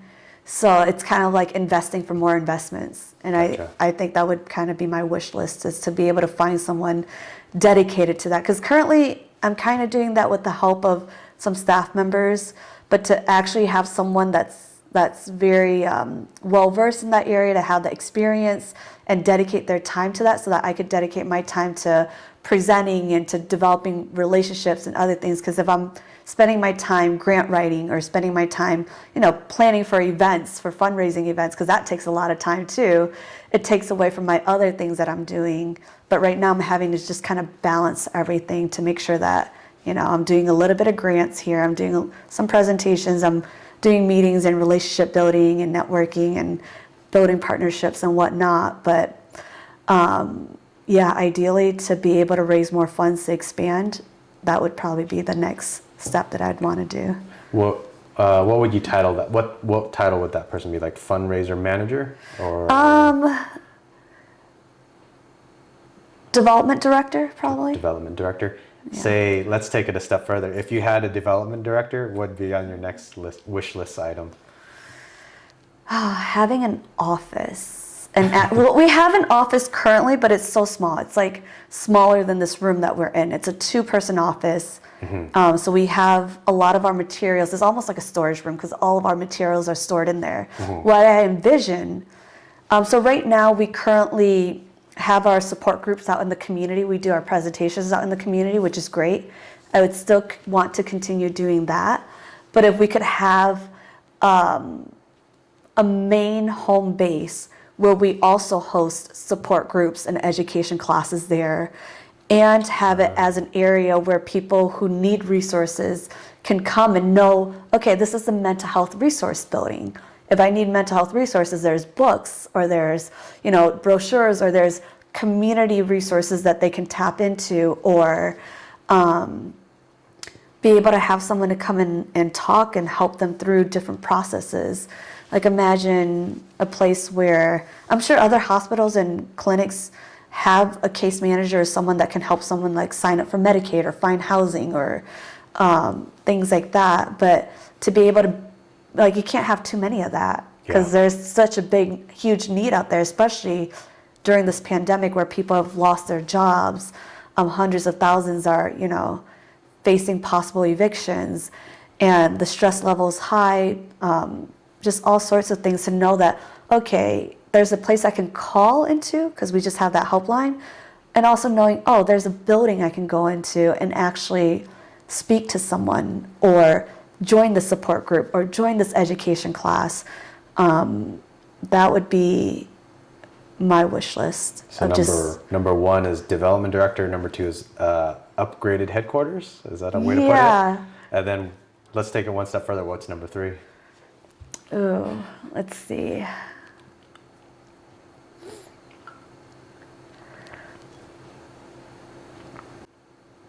Take your time too. Yeah. Yeah, there's like a tie between a lot of things. So I'm just trying to think, out of all those things, is it providing training for new facilitators and staff? Is it providing training to the community? Is it investing it into youth programs? There's so many different places that we could take this into, but I think I'd really like to focus on youth programs. And that encompasses trainings for teachers, like trauma training. It encompasses holding teen support groups, or having a teen text line, or having even teen education classes, similarly outline like how our family-to-family education classes, but that one's geared more towards adults, but actually having one for youth, just because we know that our youth, especially in our community, is struggling so much right now. And to mitigate, the effects of this pandemic on our youth community, we need to intervene now because their minds are so easily moldable. They're in a really sweet spot where there's a lot of resilience, and before the effects of this pandemic sets on them for the next decade, we can actually intervene and educate them for healthy coping. Too. Exactly, to eradicate the stigmas, eliminate the stigmas, to really teach them healthy coping mechanisms, coping skills, and healthy thinking patterns. I feel like is so important, and to be able to do that for our community and really have, like, we wouldn't be the only place doing it, but to be one of the places that is able to offer that, I think would be my top priority. If someone contacts NAMI, do they mention about their privacy or anything? Are they concerned about that, or how does NAMI deal with that? Typically they're not, because I feel that there's an embedded trust, because anytime we're talking about, people's lives, their stories, their mental health, that in our organization we know that confidentiality is one of the utmost importance. Even though we're not bounded by HIPAA laws, because we're not clinical providers, we don't diagnose or bill, but confidentiality is so important that we don't go out and, these are their own stories to share. But everyone who's gone through our programs have their own stories to share, and they understand and know that we don't want people going out and telling our stories. It's our story to share, so they respect that confidentiality and that privacy of other people's stories. Unless, there might be common themes that pop up, or things like that, or if we ask permission from the people who are involved in that story to be shared. But typically I haven't heard of issues coming up like that, but there probably is concern. Yeah. And that's where the stigma comes from, or that fear of talking about it. Yeah. It just hasn't been brought up to me in any of my phone calls and all that. Because usually our support groups in our education classes, we make that statement ahead of time, actually, to the whole entire group, because it's not just the leaders, but it's the people in the group also, to make sure that they know whatever is said in this group stays in this group. Yeah. And that confidentiality is so important, but it's that mutual respect, because they're also sharing their, personal parts of their lives and stuff. Yeah. Is NAMI's a nonprofit? Yeah. And then, so if someone attends a class, calls in, everything is completely free for the participant? It's at no cost to all participants, whether it's our support groups, education classes, or presentations, because the last thing that we want people to worry about is how they're going to pay for it. Yeah. With that, I almost feel like when you earlier said it's a combination of psychologists, psychiatrists, and NAMI, and working in combination. Almost since NAMI is free, it's almost like they should just go to NAMI first, just because it's free, get an idea of what NAMI is about, if it could help them, if they need more or something else, a supplement or whatever, then they could go find a psychologist, psychiatrist. I think it just depends on the person's needs and how, if they need that individualized support, to make sure that they go get it. And, it's just about being educated and informed and knowing what the resources are. Yeah. Yeah. So we're reaching close to 2 hours, but already? There's some final questions, but I'll ask them, and then anything that you think about that with these questions could be related to NAMI in any way, feel free, because this is a long format interview type of thing, so feel free to go on tangents like crazy, however you want. This one's kind of interesting, because this one I think probably will connect with what you work with. At a global or national level, what do you think is the biggest problem for humans? And this question is a template question that I ask everyone. Mm-hmm. So I would imagine, I'm thinking maybe NAMI would be in there, as in people's awareness of mental illness. But anyways, answer however you want. Yeah, not just only mental illness, but the understanding of how important our mental health is. Because in the past, a lot of people understood, let me just give an example. We have physical health, we have dental health, we have vision health, all that. There was a time in society where People didn't know that brushing your teeth every day helped prevent cavities. There was a time where communities, and there still are some communities in the world, where not understanding the importance of washing our hands and how much that can prevent sickness and illness in the physical sense with viruses and bacteria and germs and whatnot. So the hope is that with this new light of understanding mental health, that there are preventative measures we can take for mental wellness is a big factor, because since we can't see it, people don't quite understand it or may not think it's important. But mental health, it affects everyone. It doesn't matter whether, you know, you're a celebrity or a big CEO of a company, or whether you're, you know, just someone who's taking care of a family or a kid, or just everyone, that we all have mental health. And there are ways to live a mentally well and healthy lifestyle. We just have to learn what those things are and practice it at a young age. And of course, you know, trauma can happen to anyone too. And that's a big risk factor for developing PTSD or depression, anxiety, and other things. And so understanding those aspects and knowing what we can develop as part of our toolbox to be able to kind of work through those challenges, I think is probably one of the biggest things, especially during this pandemic, because it is taking a toll on people's mental health, the stress, the loss of normalcy, loss of life, there's going to be a lot of people going through,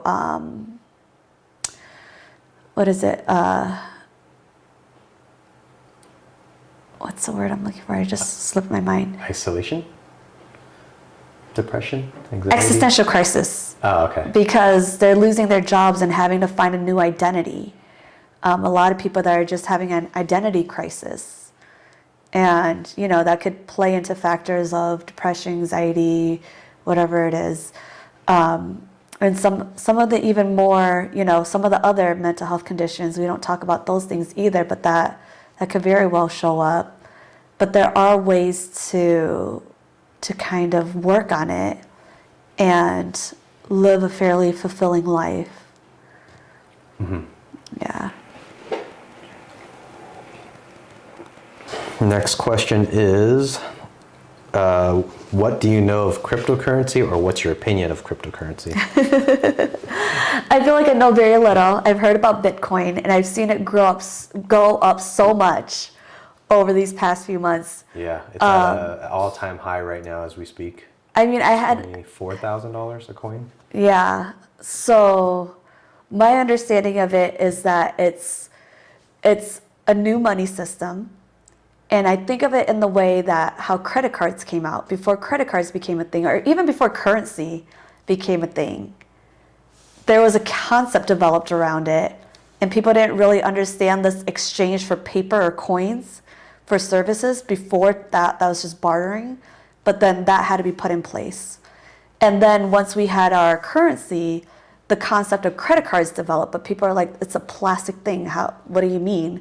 And so that understanding around that took a while to develop. And I think in the Western culture, we have it down, but there's other cultures that hasn't even fully embraced the credit card system yet. Mm-hmm. So it's interesting now to see cryptocurrency, where it's such a new concept, where not a lot of people understand, including myself, where I kind of have a general idea, but am not fully knowledgeable about what all the details of cryptocurrency is. And what was your other question? Was there a second part to that question? Just your opinion, what do you know? My opinion is that it's just a new way of doing things. It's a paradigm shift. So there, of course, is always going to be some kind of pushback, like there was with currency or credit cards, and now this new cryptocurrency system. But there most likely will become a time where our society or community or system adopts it. And it's just going to take time to kind of get into that space, is what I think. Yeah. No, I agree. I think it's going to take a lot of time. Yeah. Unfortunately, a lot of time. When people mention like blockchain, And when you think about credit card, so you're thinking of it's just a digital currency of some sort. Have you heard mainly good things about it, bad things, or what are your opinions on it? I think, because we've had conversations about it before, and just based off the conversations from some other people, I've heard mainly good things. The fact that it's our future of doing things, like even we think about it nowadays, or at least in our community, a lot of places have preferred credit cards because it's less contact in terms of, you know, currency exchange, or even when we're purchasing things online, it's hard to give someone a dollar bill over the internet, but you could type in your credit card. So I imagine that cryptocurrency is going to move into that space. I've heard a lot of positive things in that, you know, it's something that's going to be understood and adopted later on down the line, and that it's I don't know exactly how it's a better way of doing things, but that's just my overall general sense, because I don't know the details of it to be able to explain what exactly it is, but I just pictured, like, credit cards makes life a lot easier. We could purchase things on the World Wide Web and do things that we wouldn't have otherwise been able to do much quicker. I just picture cryptocurrency being some aspect similar to that, but in a different way.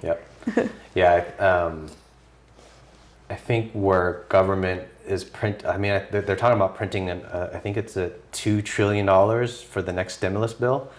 And then it's crazy that 5,000 page stimulus bill, like there's stuff in there about giving money to other countries. There's part of that inside that bill. There's talk about I forget what it was, but there's things that aren't so much not related to the pandemic, and they're printing out $2 trillion, and only a small chunk of that goes to citizens. It's just, where cryptocurrency, where you know where that money is, people can't just print willy-nilly. You absolutely can't with cryptocurrency. So it's just, I don't know, it's crazy times to think about. I think the government's going to print out, I don't know if it's going to be close to 50% of all printed money ever, the value of the printed money. They're going to print an extra 50% this year from the first bill and the second bill. I might have the number slightly off. It might be 30, 40, 50% somewhere in there. But that's crazy. Yeah, you can't print money. You can't print more with cryptocurrency. I hope cryptocurrency comes and helps us. I think it's a tool where you said earlier, the analogy of a pen you could use it as a tool and help, or you could use it to stab people. I think cryptocurrency, it's the same thing. That could be, the analogy would be the dollar bill could be the same thing. Dollar bill is just a tool. If you use it for a drug deal, it's not the fault of the dollar bill that you're doing the drug deal. An illegal drug deal that's hurting people, that's not the fault of the dollar bill. You could do the same thing with a pencil. If you sign a contract, it could be a good contract, or it could be a bad contract that hurts somebody.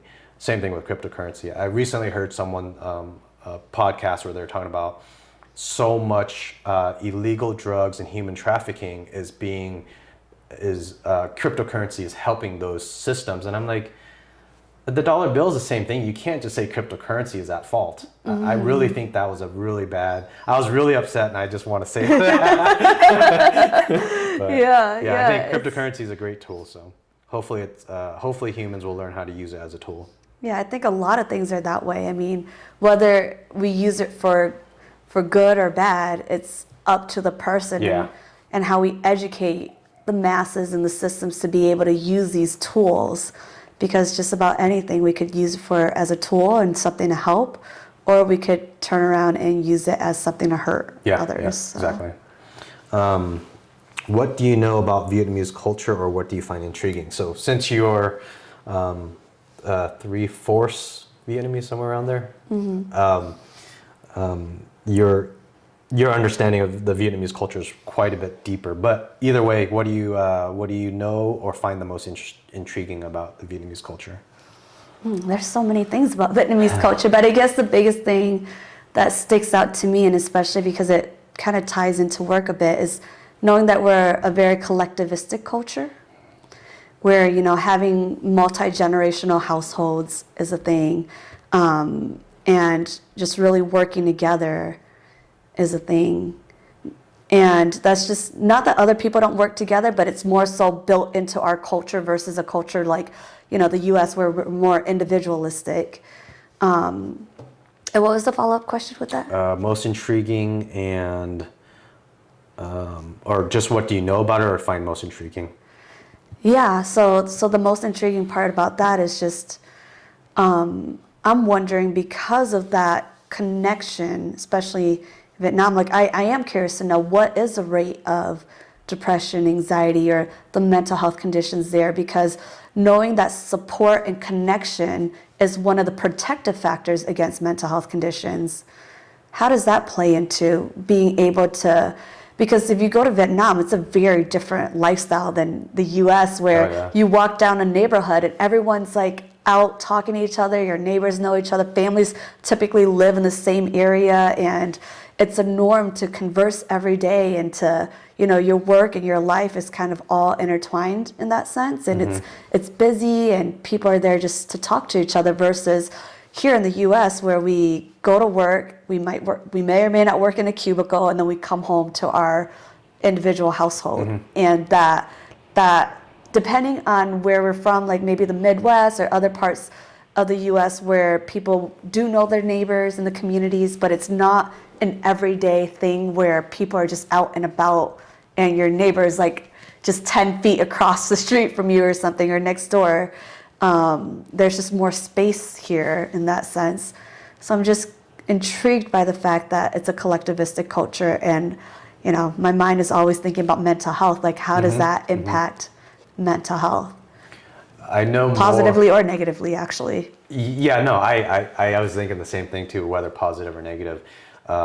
Because if you're in Vietnamese culture, you have to share the house with your parents, even because I don't know if it's traditional or economic. When I say economic, meaning maybe back in the past, children in Vietnam grown up never had the money to buy a house. I don't know if, I have no idea. Yeah, right. So I don't know if it's economic or traditional. So if they're stuck at home with their parents, can they talk about their mental health at all? Traditionally, probably not, but maybe the other flip side, when you're saying, is it good or bad? Maybe it's good because they have a ecosystem to talk to. They have their parents. If they ever feel sad, they just say something to their parents and or their neighbors. Because in Vietnam, I know more of my uncle's neighbors than how many neighbors I know here. Like I could probably count, like, gosh, I probably know 10 of his neighbors there, and I know I don't know any neighbors here. Right? So yeah, that's the part that intrigues me the most. It's just, and it might have started out economically and then developed into tradition. Who knows? But I'm very curious and fascinated about that aspect, to learn about the culture, the current culture, the history of it, and just how all that plays into everything. Yeah. Yeah, and maybe even in the Vietnamese culture, if you know that many neighbors, even if you just sit down and have a coffee, then you just speak your mind, and that in itself is almost sharing is healing. No, totally, exactly. They have many support groups every day, sounds like. Yeah, I've plenty of times in the past I've told certain friends where I say, friends are free psychologists or psychiatrists, either way, however you look at it. If you open up to your friends and they open up to you, you're a support group. That is what I feel like a psychiatrist and or a psychologist, both of them, do to some degree. Psychiatrists, they could prescribe drugs, but if you talk to enough of your friends, you get those things out, and I feel like you become a mentally healthier human by talking about all the things that upset you, all the things that you have anxiety about. I definitely agree that it could be a protective factor to have a supportive group and people that you could share with. But in the sense that a psychologist or therapist, they have additional training, because if someone's gone through a traumatic experience, and sometimes just talking about it might not, they need additional support, and there's specific tools or strategies and things that needs to be done in order to help this person through coping with a major life change or challenge or whatever it is. And that might require more specialized knowledge, expertise, and support. But yeah, I would agree with the fact that having friends, if you're not isolated and you're able to connect with others, it would be helpful. But it just made me think about the whole family unit again. Like, yes, the structure, the physical structure is there in place. But then my thought is, what are the communication skills or the communication styles, or what is, because if we're in a family that's just arguing all the time and aren't honest or lying, like my family? or whatever it is, right? It might not be the healthiest, but if they learn the tools of how to communicate effectively and how to open up and how to be there and support each other, how to encourage each other, how to, talk to someone when they're feeling down in order to help them overcome this challenge, that could be really helpful. So there are some places I think that might have the physical structure down, but then the social emotional development, that's the part that we don't quite see, because that's the interactions between people. That could be a little different, could use some improvement maybe. I'm not sure about I'm connecting it correctly. So are you kind of potentially saying this might just be one of the scenarios? Say in the Vietnamese culture, the kid lives at the house. The parents are kind of like, they argue a lot, and the parents are more I'm trying to think of a better word than dictator. Like they don't want to listen authoritarian. Yeah, they don't want to listen to their child in any way, and the child brings up something that they're sad about, or the child may suggest something, but the parents don't want to hear. So is that what you were kind of mentioning, where the structure may still not be healthy? Yeah. For the participant. Yeah, because reading about different parenting styles, that sounds like more of an authoritarian or authoritative parenting versus and with psychology and research and all that, we've learned that it's healthy to express our emotions. Like, you don't want to stifle a kid from expressing their emotions or feeling important or seen or heard, because over time, what that does to their thought process and their mental well-being, if this kid is just kind of taught from a young age that, you can't talk, and you can't share, and you can't cry, not knowing how to reach out for help when they need it, not knowing how to express themselves, it gets internalized, and that could lead to other mental health problems. Or it could be expressed in destructive ways, like through rage or through, through yelling or breaking things, or just these behavioral misconducts that we think of it as, behavioral challenge, but it's really because they're not able to express themselves in other ways. So we actually teach them how to journal, or how to identify their emotions and say what they're feeling, and provide that space just to listen to them. That can make all the difference. But it's challenging with kids. It's a lot of work. Given the Vietnamese context and the Vietnamese War, my family definitely, I don't know how many other families are like this, but as in, say my mom, my aunts and uncles, so they experienced the Vietnam War anywhere between the age of 2 years old up to the oldest one was probably close to 18 years old. And from the things that I've seen in documentaries or research material, around the age of 14 and below is really where the brain for a child is really can be easily impacted. So take the war.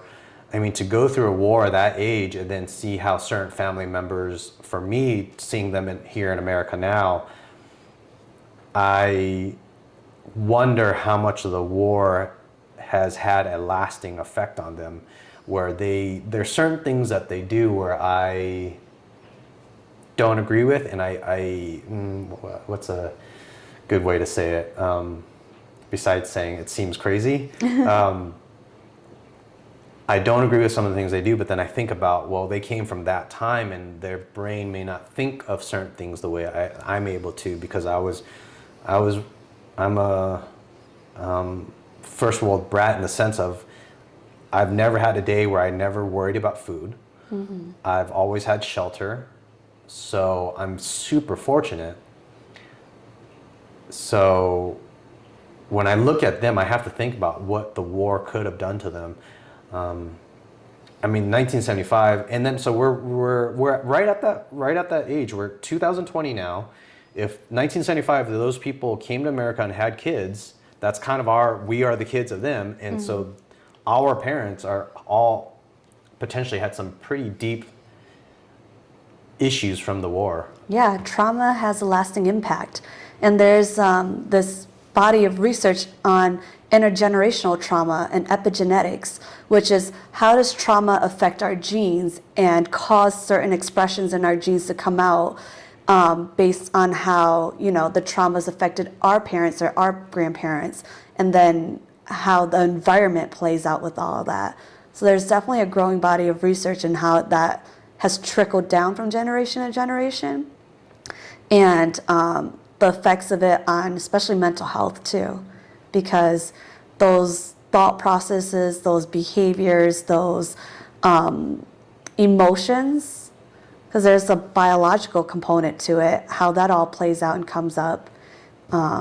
It's really interesting to see how that all connects with each other. There definitely is some lasting impacts, and that's why I say things need to be culturally adapted, because each culture has gone through some pretty traumatic events where one went through slavery, another went through genocide, another went through, just war and all sorts of things, and understanding, because there's a different viewpoint and different impacts in those areas, and how to talk and how to connect with those different groups is really important.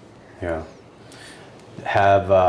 I'm thinking, I wish my aunts and uncles would go to like NAMI, but they would never.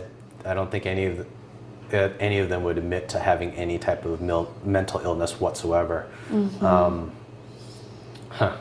How does, you mentioned earlier that you felt your grandma was dealing with some mental illness.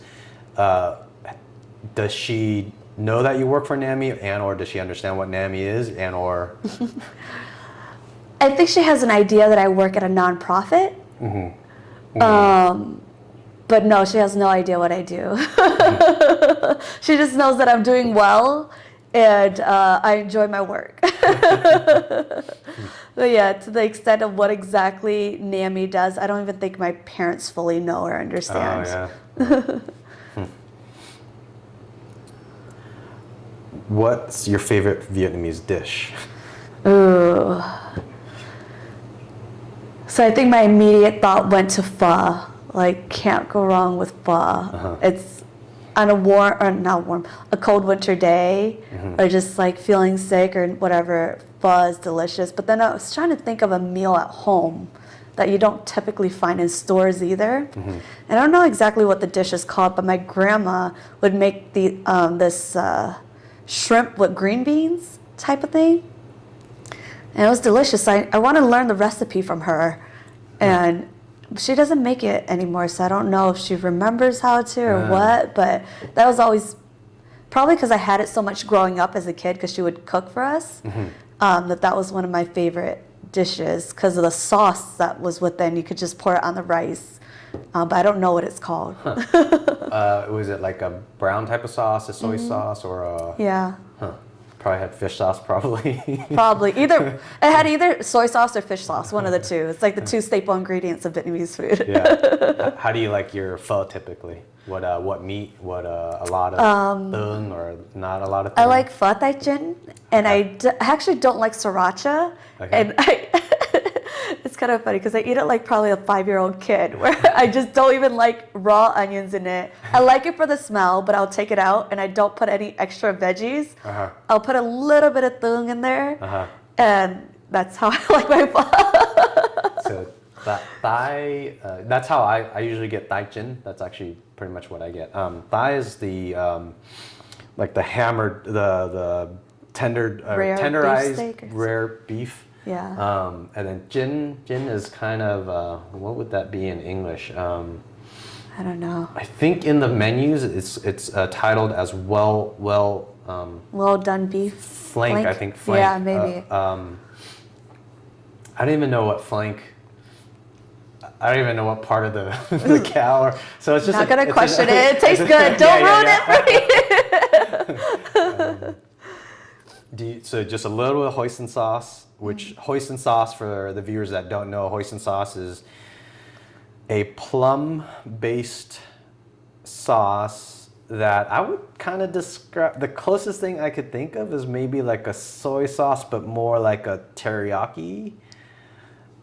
I don't know how else to describe it. So, and then people that don't know pho, which pho is probably one of the most popular dishes of the Vietnamese culture. It's just a beef noodle broth, a beef noodle soup, and then those whatever meats that you want. I put a decent amount of veggies on top, but I think that's because I'm trying to be healthy. Like if someone would create this world where we didn't have to eat veggies, I would eat pho probably the way that you. I get my veggies other ways. Now I'm craving for pho. I feel like after this I'm gonna go get some pho. I'd probably put more hoisin sauce. I like hoisin sauce, so I'd probably put a bit more on that. Have you done pho with the I forget what it's called. The Chinese donut. Is that what it's called? The Chinese donut. I think they call it Chinese donut. Yeah. It's like long, kind of. It doesn't. It's not really I know a what you're shape. Talking about. It's not even a shape of a donut. Yeah, I think they do call it donut, but I'm trying to think of the Vietnamese name for it. Bun. I don't know, bun, but it's just a deep fried pastry, kind of. It's What did pretty. I used to eat it with? I used to eat it with other things. Jiao? Maybe jiao, Porridge. jiao. Rice porridge, yeah. Or, I think mostly that. Maybe hoteo? Maybe. I don't know. Oh, yeah, I don't know. So the last trip I went to Vietnam with Nhum, where she said that's culturally a lot of Vietnamese like that Chinese donut with pho. So I was like, oh, okay, I'll give it a shot. And I do enjoy it, but I don't think in the U.S. we usually do it. I haven't seen it like that in the U.S., so it was new to me. It tastes fine. It tastes as you would think, the pho and then that Chinese donut. That Chinese donut alone is good, so it tastes good with anything, I would say. Yeah. Last question on this list. What habits do you have that improve your life the most? Oh, I love that one. Meditation. That has been a life changer for me because... Go into depth about meditation for me. Explain spiritually what you go through, how you feel it, how it affects your body, everything. So I've always had anxiety since I was a teenager. To the point where it would make me late to things. I was afraid to speak in front of people. I was afraid to share. Like even in class, ever since I was little, raising my hand and being called on would produce this like stomach churning fire. And my body just gets anxious. But I like school, so sometimes I would still participate, but I would still get this like bodily sensation. That's how bad my anxiety was. Like I used to, not speak out in a group of people. I would just kind of be really quiet. Of course, that's changed over the years because I became a teacher and I just had to keep practicing over and over. That churning fire thing, just to focus on that for a second, it's like butterflies but they're on fire, or okay, I've never had that, so I guess I'm very, very fortunate. Like heart racing, trembling. And to the point where I would start sweating sometimes. So sometimes when I was doing events, like even though people tell me I was good at presenting, I would still get all those sensations, and I just kind of had to jump into it and do it. But it would get really bad sometimes, where to the point where I just have to step away and not do anything. I've definitely had the butterfly feelings. Like if I had to go do a presentation, oh yeah, my heart starts pumping, the butterflies feeling. But when you say the burning, I'm like, holy shit, that sounds terrible. Like I'm trying to empathize with it. Think of like going up a roller coaster. I don't like roller coasters. Yeah, so like that stomach sinking feeling. Oh, almost. Okay.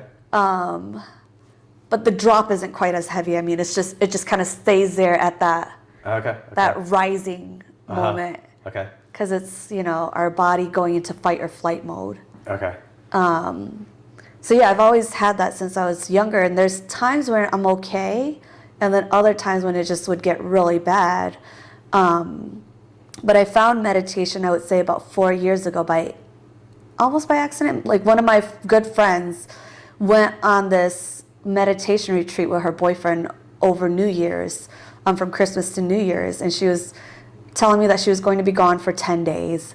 And they were going to take away her electronics and stuff. And I remember initially thinking, like, where are you going? Are you joining a cult? Like, after this, are you going to be the same person? I was really worried and scared that she was going to change completely or just cut off all ties afterwards, because I had no idea what she was doing. But she came back and explained her experience and said that it was tough and hard, but she had a great experience, and told me that it was something right up my alley, is some things I enjoy doing. Or, just in that mindfulness space, yoga, all that kind of stuff. Although there wasn't any yoga in this 10-day silent meditation retreat. So that's how I first got introduced fully to experience meditation. I just jumped into a 10-day silent meditation retreat, and ever since then, I would say it's completely changed my life. I will admit that initially, because of all the past traumas, there's a lot of things that would come up, especially during that 10-day and after, especially when I was meditating. So you went on the same 10-day thing that they did? Yeah. Okay. So my initial experience with meditation was that there was a lot of traumatic flashbacks to childhood traumas. But what happened throughout the 10-day meditation retreat and after, because I continued the meditation practice, I mean, it wasn't perfect. Like, I wasn't meditating every day for an hour, but I would try to meditate about an hour here and there. I would do it for like a couple of days a week or a few times a month and forget about it because I got so busy, and then I would try to do it again, and it'd go back and forth like that. But over time, there's this awareness, a self-awareness that opens up, because you're sitting there, and there's different types of meditation techniques and different types of meditation practices. But in the one that I did, it's known as a body scan. So it's called Vipassana. And through this body scan, you're just sitting and being aware with yourself, like you're an observer of yourself. So emotions might come up, agitation might come up, restlessness, sleepiness, whatever comes up, thoughts might come up, some from memory, some just imagination, like things that just never happened. And you're like, I don't know these people. I've never been in this situation. How did this come up? So it's really interesting if you sit in it long enough in a meditation for like 30 minutes to 60 minutes. And sometimes it would just, realizations would come up, like connections to, oh wait, this is why this happened, or this is why I do this, or it's just like kind of problem solving, but the intention is not to problem solve. The intention is just to sit there and notice your breath, pay attention to your breath. If a thought comes up, just notice the thought and let it go. It's not to sit there and focus on anything other than your body, how you're feeling, because sometimes aches and pains might come up too, out of nowhere. And some things would really hurt, and the whole idea is just to sit and breathe through it. And so the same goes for life, where you learn to translate that into your life. Like, uncomfortable situations might come up, let the feelings arise, feel the pain or the guilt or the uncomfortableness or uneasiness, whatever, breathe through it and let your body experience these sensations. And over time, the flashbacks and the trauma, especially going through therapy, it became less and less. So now it's become more of a tool of like, okay, whenever I get really anxious, and okay, I'll go back a little bit. Before I was doing it when I got really anxious, and it would help me kind of calm down, because looking into science and the biological factors, they know that when you go back to your breath and focus on your breathing and you control your breathing, you can actually control like your heart rate and how your body responds and all that. But then now I'm working on having it as more of a daily practice. So it's not perfect yet, but I'm trying to do it, at least 3 to 5 times a week, ideally every day. But starting out each morning with even if it's just 5 minutes, I think still helps. Ideally, an hour is my end goal, but I just try to do about 20 minutes, 20 to 30 minutes depending on the time. Ideally, I'd like to also do it at night too before I sleep, the last 20 to 30 minutes.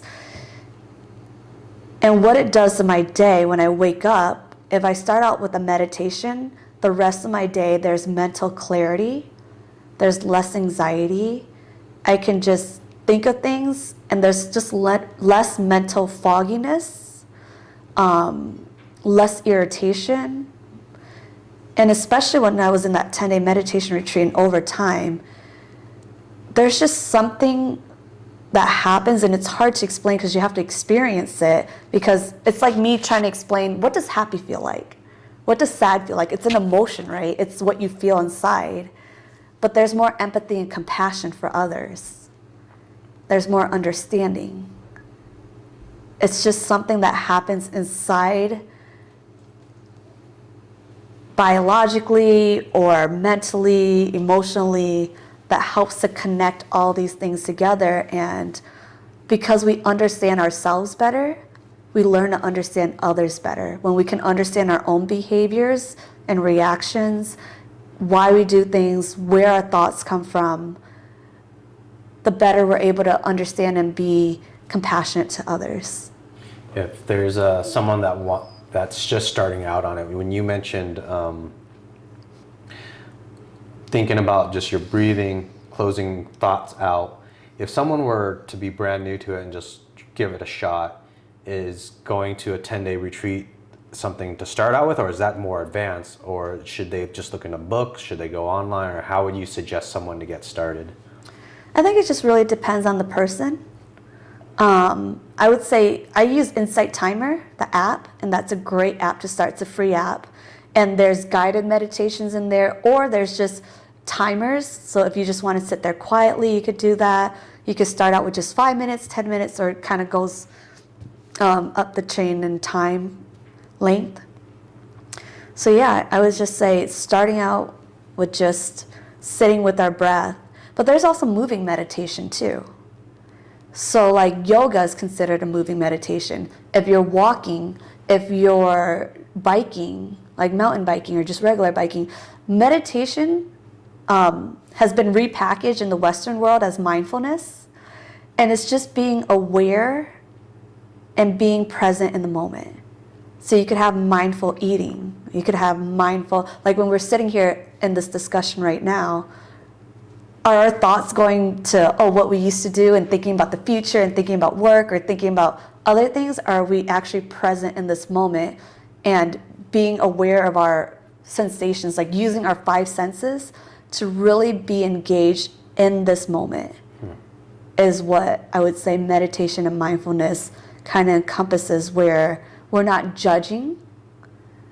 So even if we're sitting there and meditating, but thoughts keep coming up or we're restless, we're not judging it as good or bad. We're just sitting there like, okay, this thought came up, back to our breath. Or if I'm doing a moving meditation, like when I'm doing yoga, what I love about it is that I'm in that space, in that moment, just moving my body, and that's it. I'm not thinking about work. I'm not thinking about anything else. So meditation can actually take lots of forms and look differently for everyone. So yeah, I don't know if that answered your question. No, it was good. So you use that, you said you use that app. What was the name of the app for the? Insight Timer. Insight Timer.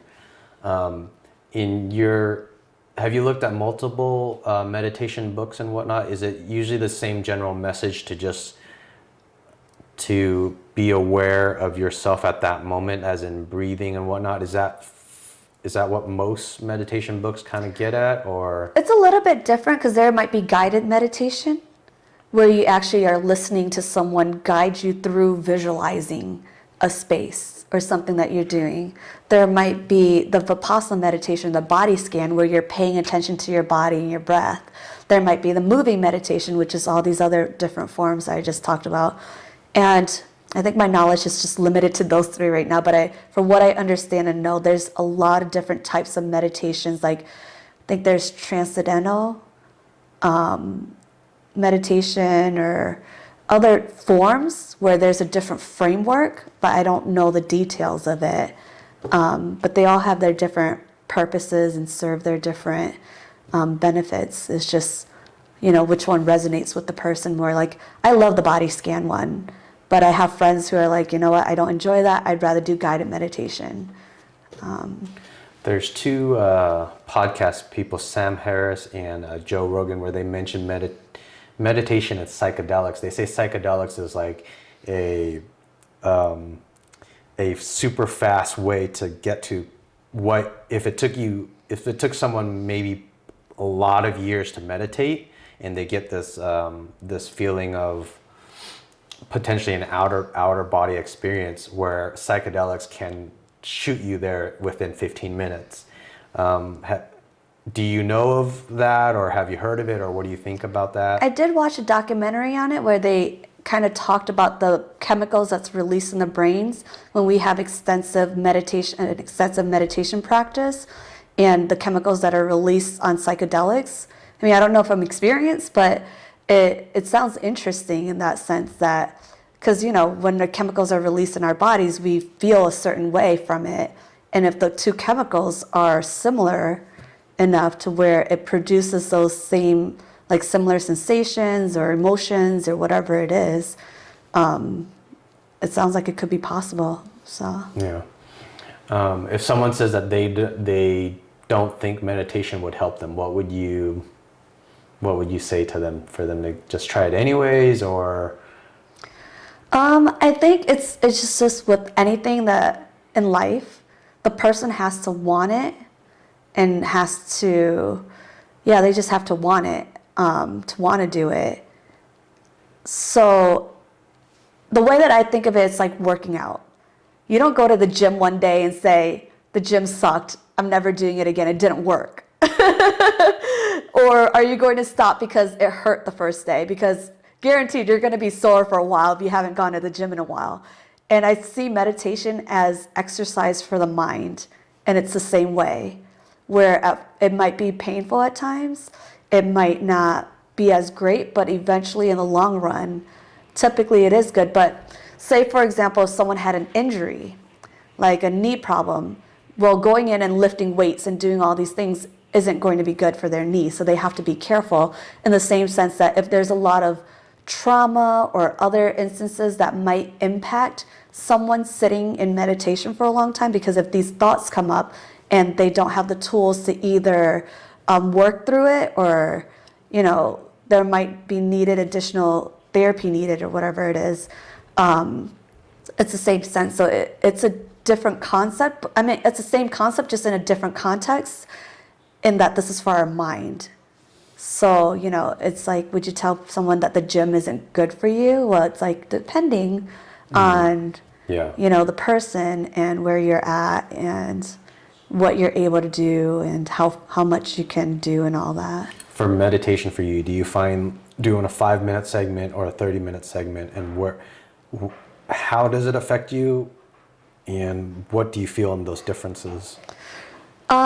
I think 5 minutes is okay, but definitely doing 30 minutes, there's a huge difference in my day, in that it's like I'm able to regulate my emotions better, and I'm in a better mood. It's a natural mood stabilizer for me. Because, there are people who have to take medication, and I at one point did, for my depression and all that, and anxiety, but it has so many side effects that if I'm able to do it through meditation, and exercise and all these other tools, right? That I really appreciate that it's able to help me kind of keep this level-headedness and not feel so much anxiety throughout my day, and just feel like this positive energy and mood just from meditating, just from sitting still and sitting quiet and connecting with myself. And sometimes I learn things about myself I didn't even realize. And it's not forced thinking either. You're not sitting there like, okay, I have to think about this problem and how I'm going to solve it. Like, that's not the purpose. It's just giving ourselves time to be still, and somehow our mind is working in the background, which is different from sleeping, because when you're sleeping, you go into like REM sleep and your brain waves in your mind is working a little bit differently than when you're awake. But how often do we stay awake without thinking and working on something else? Yeah. Because either we're on our phones, we're watching TV, we're talking to someone, doing work, playing a game, doing something. But just imagine giving yourself that 30 minutes to be awake, but to just tend to yourself and be in this moment and just be. Yeah. Without distractions. Mm-hmm.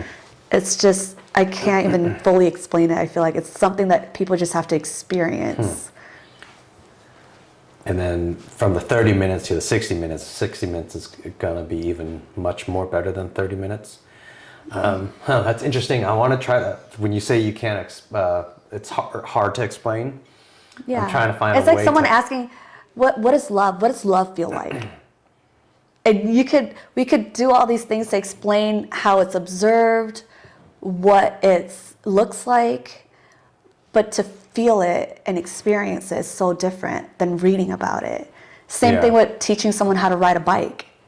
It's like you could read about it all you want, you can look at all the pictures, study every single part, but until you get on that bike, that first time you're gonna fall, or even snowboarding. Yeah. It's not as, you can look at it and say, oh, you just get on the bike and pedal, or oh, just get on the board and go down the hill. But anyone who's learned how to ride a bike or snowboard knows that it's not that easy. Mm-hmm. And it's different muscles that you're using. I think the best way to explain it is they have done brain scans on people who meditate often, and they have broken it down to different brain waves. Like there's like, and I don't remember what order they go in, but there's like the theta, the beta, and something else. But once you can get your brain waves to slow down enough, you kind of get into this meditative state that's like very calm and relaxing. Versus like in a brainwave where it's like working. It's not a bad thing, but it's just being able to calm yourself down and regulate your own emotions and all that is what they at least show on the brain scans. Do you think most people should meditate every day? Yeah, I'm pretty biased towards it because of course I have a practice of my own. It is challenging in the beginning because, our mind does wander. We get restless, things hurt and all that. But I think overall the benefits that I see from it, and it doesn't cost anything. You don't have to go anywhere. Yeah. It doesn't cost money to go to your room and meditate. And the benefits of it are so huge that, and especially I think when we experience something good and we know that it feels good and it helps, that we want other people to experience it too. It's kind of like asking, should everyone exercise?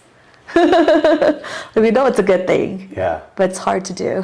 When you did the 10-day retreat, were you already into meditation before that, or the 10-day retreat was your introduction to meditation? The 10-day retreat was my introduction to meditation. Looking back, would you suggest someone try that, or was that way over your, do you look back and think that was way over your head? I always encourage people to try it because it was life-changing for me. But I know my experience during it and the trauma that resurfaced during that time, which was really interesting, which prompted me to go to therapy because the way that they even explained it in the discourse, so at the end of the day, there's like an hour discourse of the guru or the teacher kind of explaining what's happening. The way that they talked about it and explained it, it's like doing a surgery, a mental surgery of the mind and going deep into your subconscious and uncovering all that stuff So stuff comes up, things that you don't even remember. It was so long ago, and that was what was happening. And I don't think I knew that at the time, and I wasn't quite ready for all that. But it was the hardest and best thing that also happened, because it forced me to go through and deal with all those things and really take a look at it and say, okay, what has been pushed down and repressed in my life so much that it's impacted me now that I just haven't taken a look at. Now it's resurfacing again because I didn't deal with it the first time. So now that I've dealt with it because of all these years of therapy and all that I've done, I have a new outlook on it. So the next time that it does come up, I don't think it'll affect me the same way, because I've processed through it and I've looked at all these different traumas and said, okay, yes, this happened and I understand it now, and these are my tools to be able to help myself kind of get through. It turns from thoughts, like the emotions aren't attached to those thoughts as much anymore, in a good way. Mm-hmm, mm-hmm. Because with trauma, usually when thoughts come up, these emotions come up with that thought or that memory. But after processing it and being able to go through it, I can remember. It's not like I forgot what happened. Yeah. But I'm able to kind of just sit through it and not have all this emotional reaction to it, which I think is a good thing, in a sense that, these things were brought up during that 10-day meditation retreat. That was unexpected. So just being prepared, especially for people who've gone through some child trauma, that they have support afterwards and go to the therapy and, do the things that they need to do in order to process and deal with the things that does come up. And it doesn't happen to everyone. So for some people, especially if there wasn't any major childhood traumatic events, that, it might be a totally different experience. That was just my experience. What's understood in these meditation retreats is that everyone has a very different experience and a different takeaway from it. So. Yeah. How long have you been, you said, was it 8 years you've been doing meditation? Did you say? No, the meditation retreat, I went in 2015. So about 5 years. Yeah. But I started yoga back in, I would say, 2011. So it's been a good 9 years. And that, as a moving meditation, really helped with the self-awareness. And like I said, realizations would just pop up, like new understandings, where I was like, oh, where'd this come from? I could just be doing something and just something would click. But the interesting thing is, with all the new research that's coming out, explaining what actually happens to like our brain when we're engaged in meditation, like the neuroplasticity of the mind, and how meditation practices can help, grow these new neural networks. It's really fascinating. It's a very newer field, I think. Oh, yeah. Although people have been doing research on it and have been practicing it, research has been done on it for decades. The practice has been in place for hundreds, if not centuries, hundreds of years or centuries. And, but yeah, I think in the field of research and having it be more widespread to the masses, it's just newer. But that's why we're seeing more people, more yoga studios, more meditation practices, more things popping up, because it's actually being implemented in like the VA system and clinical practices and all that. And people are seeing how it changes and heals someone. Yeah. Does anybody else in your family practice meditation? No, not really. Not that I know of. I mean, I try to encourage them and tell them about it too. Yeah. I want to say maybe my sister, but I'm not 100% sure. Is I'm thinking the Buddhist religion is pretty big in meditation, right? I wonder what that, I'm just randomly thinking what that stems from. I wonder what the history of it, but. So it's interesting, because in that Vipassana retreat, they do talk about it also, and they talk about the history of the Buddha. He has a really long name that I can't pronounce, but the Buddha in India that started the meditation practice Vipassana.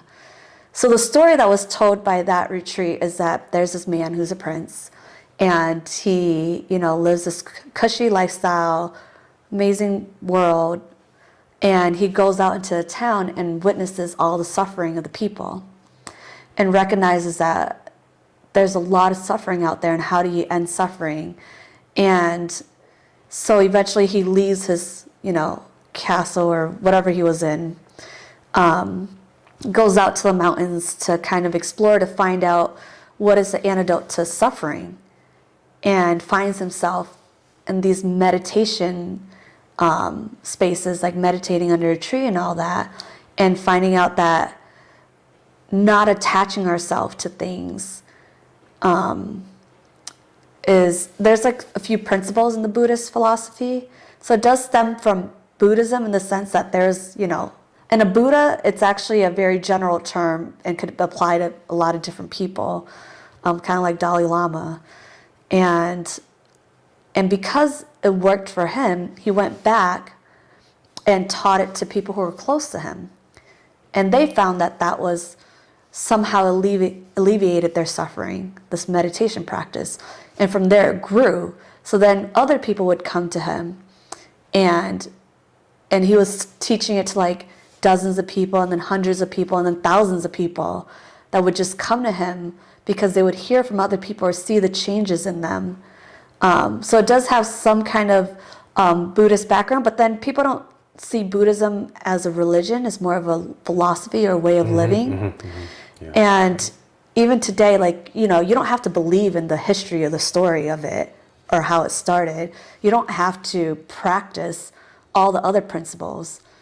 Just taking the meditation out itself and doing that part alone and experiencing the benefits and effects of it is, I think, what's important from it, regardless of how it started or what the story was and all that. Because, there could be some controversy over that and whatnot when you bring religion in, but it definitely can be used separately from religion. But there is, in the sense that the spirituality component, I think it's just going to come from it because you're connecting to the self and your intuition and all that. So it just kind of comes naturally. Yeah. I think this meditation is a good topic to end on. But I think one of the important things that I want to bring up is if someone wants to contact you about NAMI, how should they contact you? And we should also mention your name, so go ahead, say that afterwards. And then there was one other thing about NAMI. If they contact you and if they want to donate, I think you said donations through the websites. So what's maybe a best way to contact you? Email or phone number, and then your name. Yeah, so our website is www.namisouthernevada.org. On there, under ways to get involved, there's a Give Now button that people can go and donate. They can contact either our info@namisouthernevada.org email account or me directly at tdang, DANG, at namisouthernevada.org. Or if they call into our helpline, the phone number is 702-890-9729. And that person can direct them to resources or how to navigate our website as well. Tdang, because your name is Trinh Dang. Yep.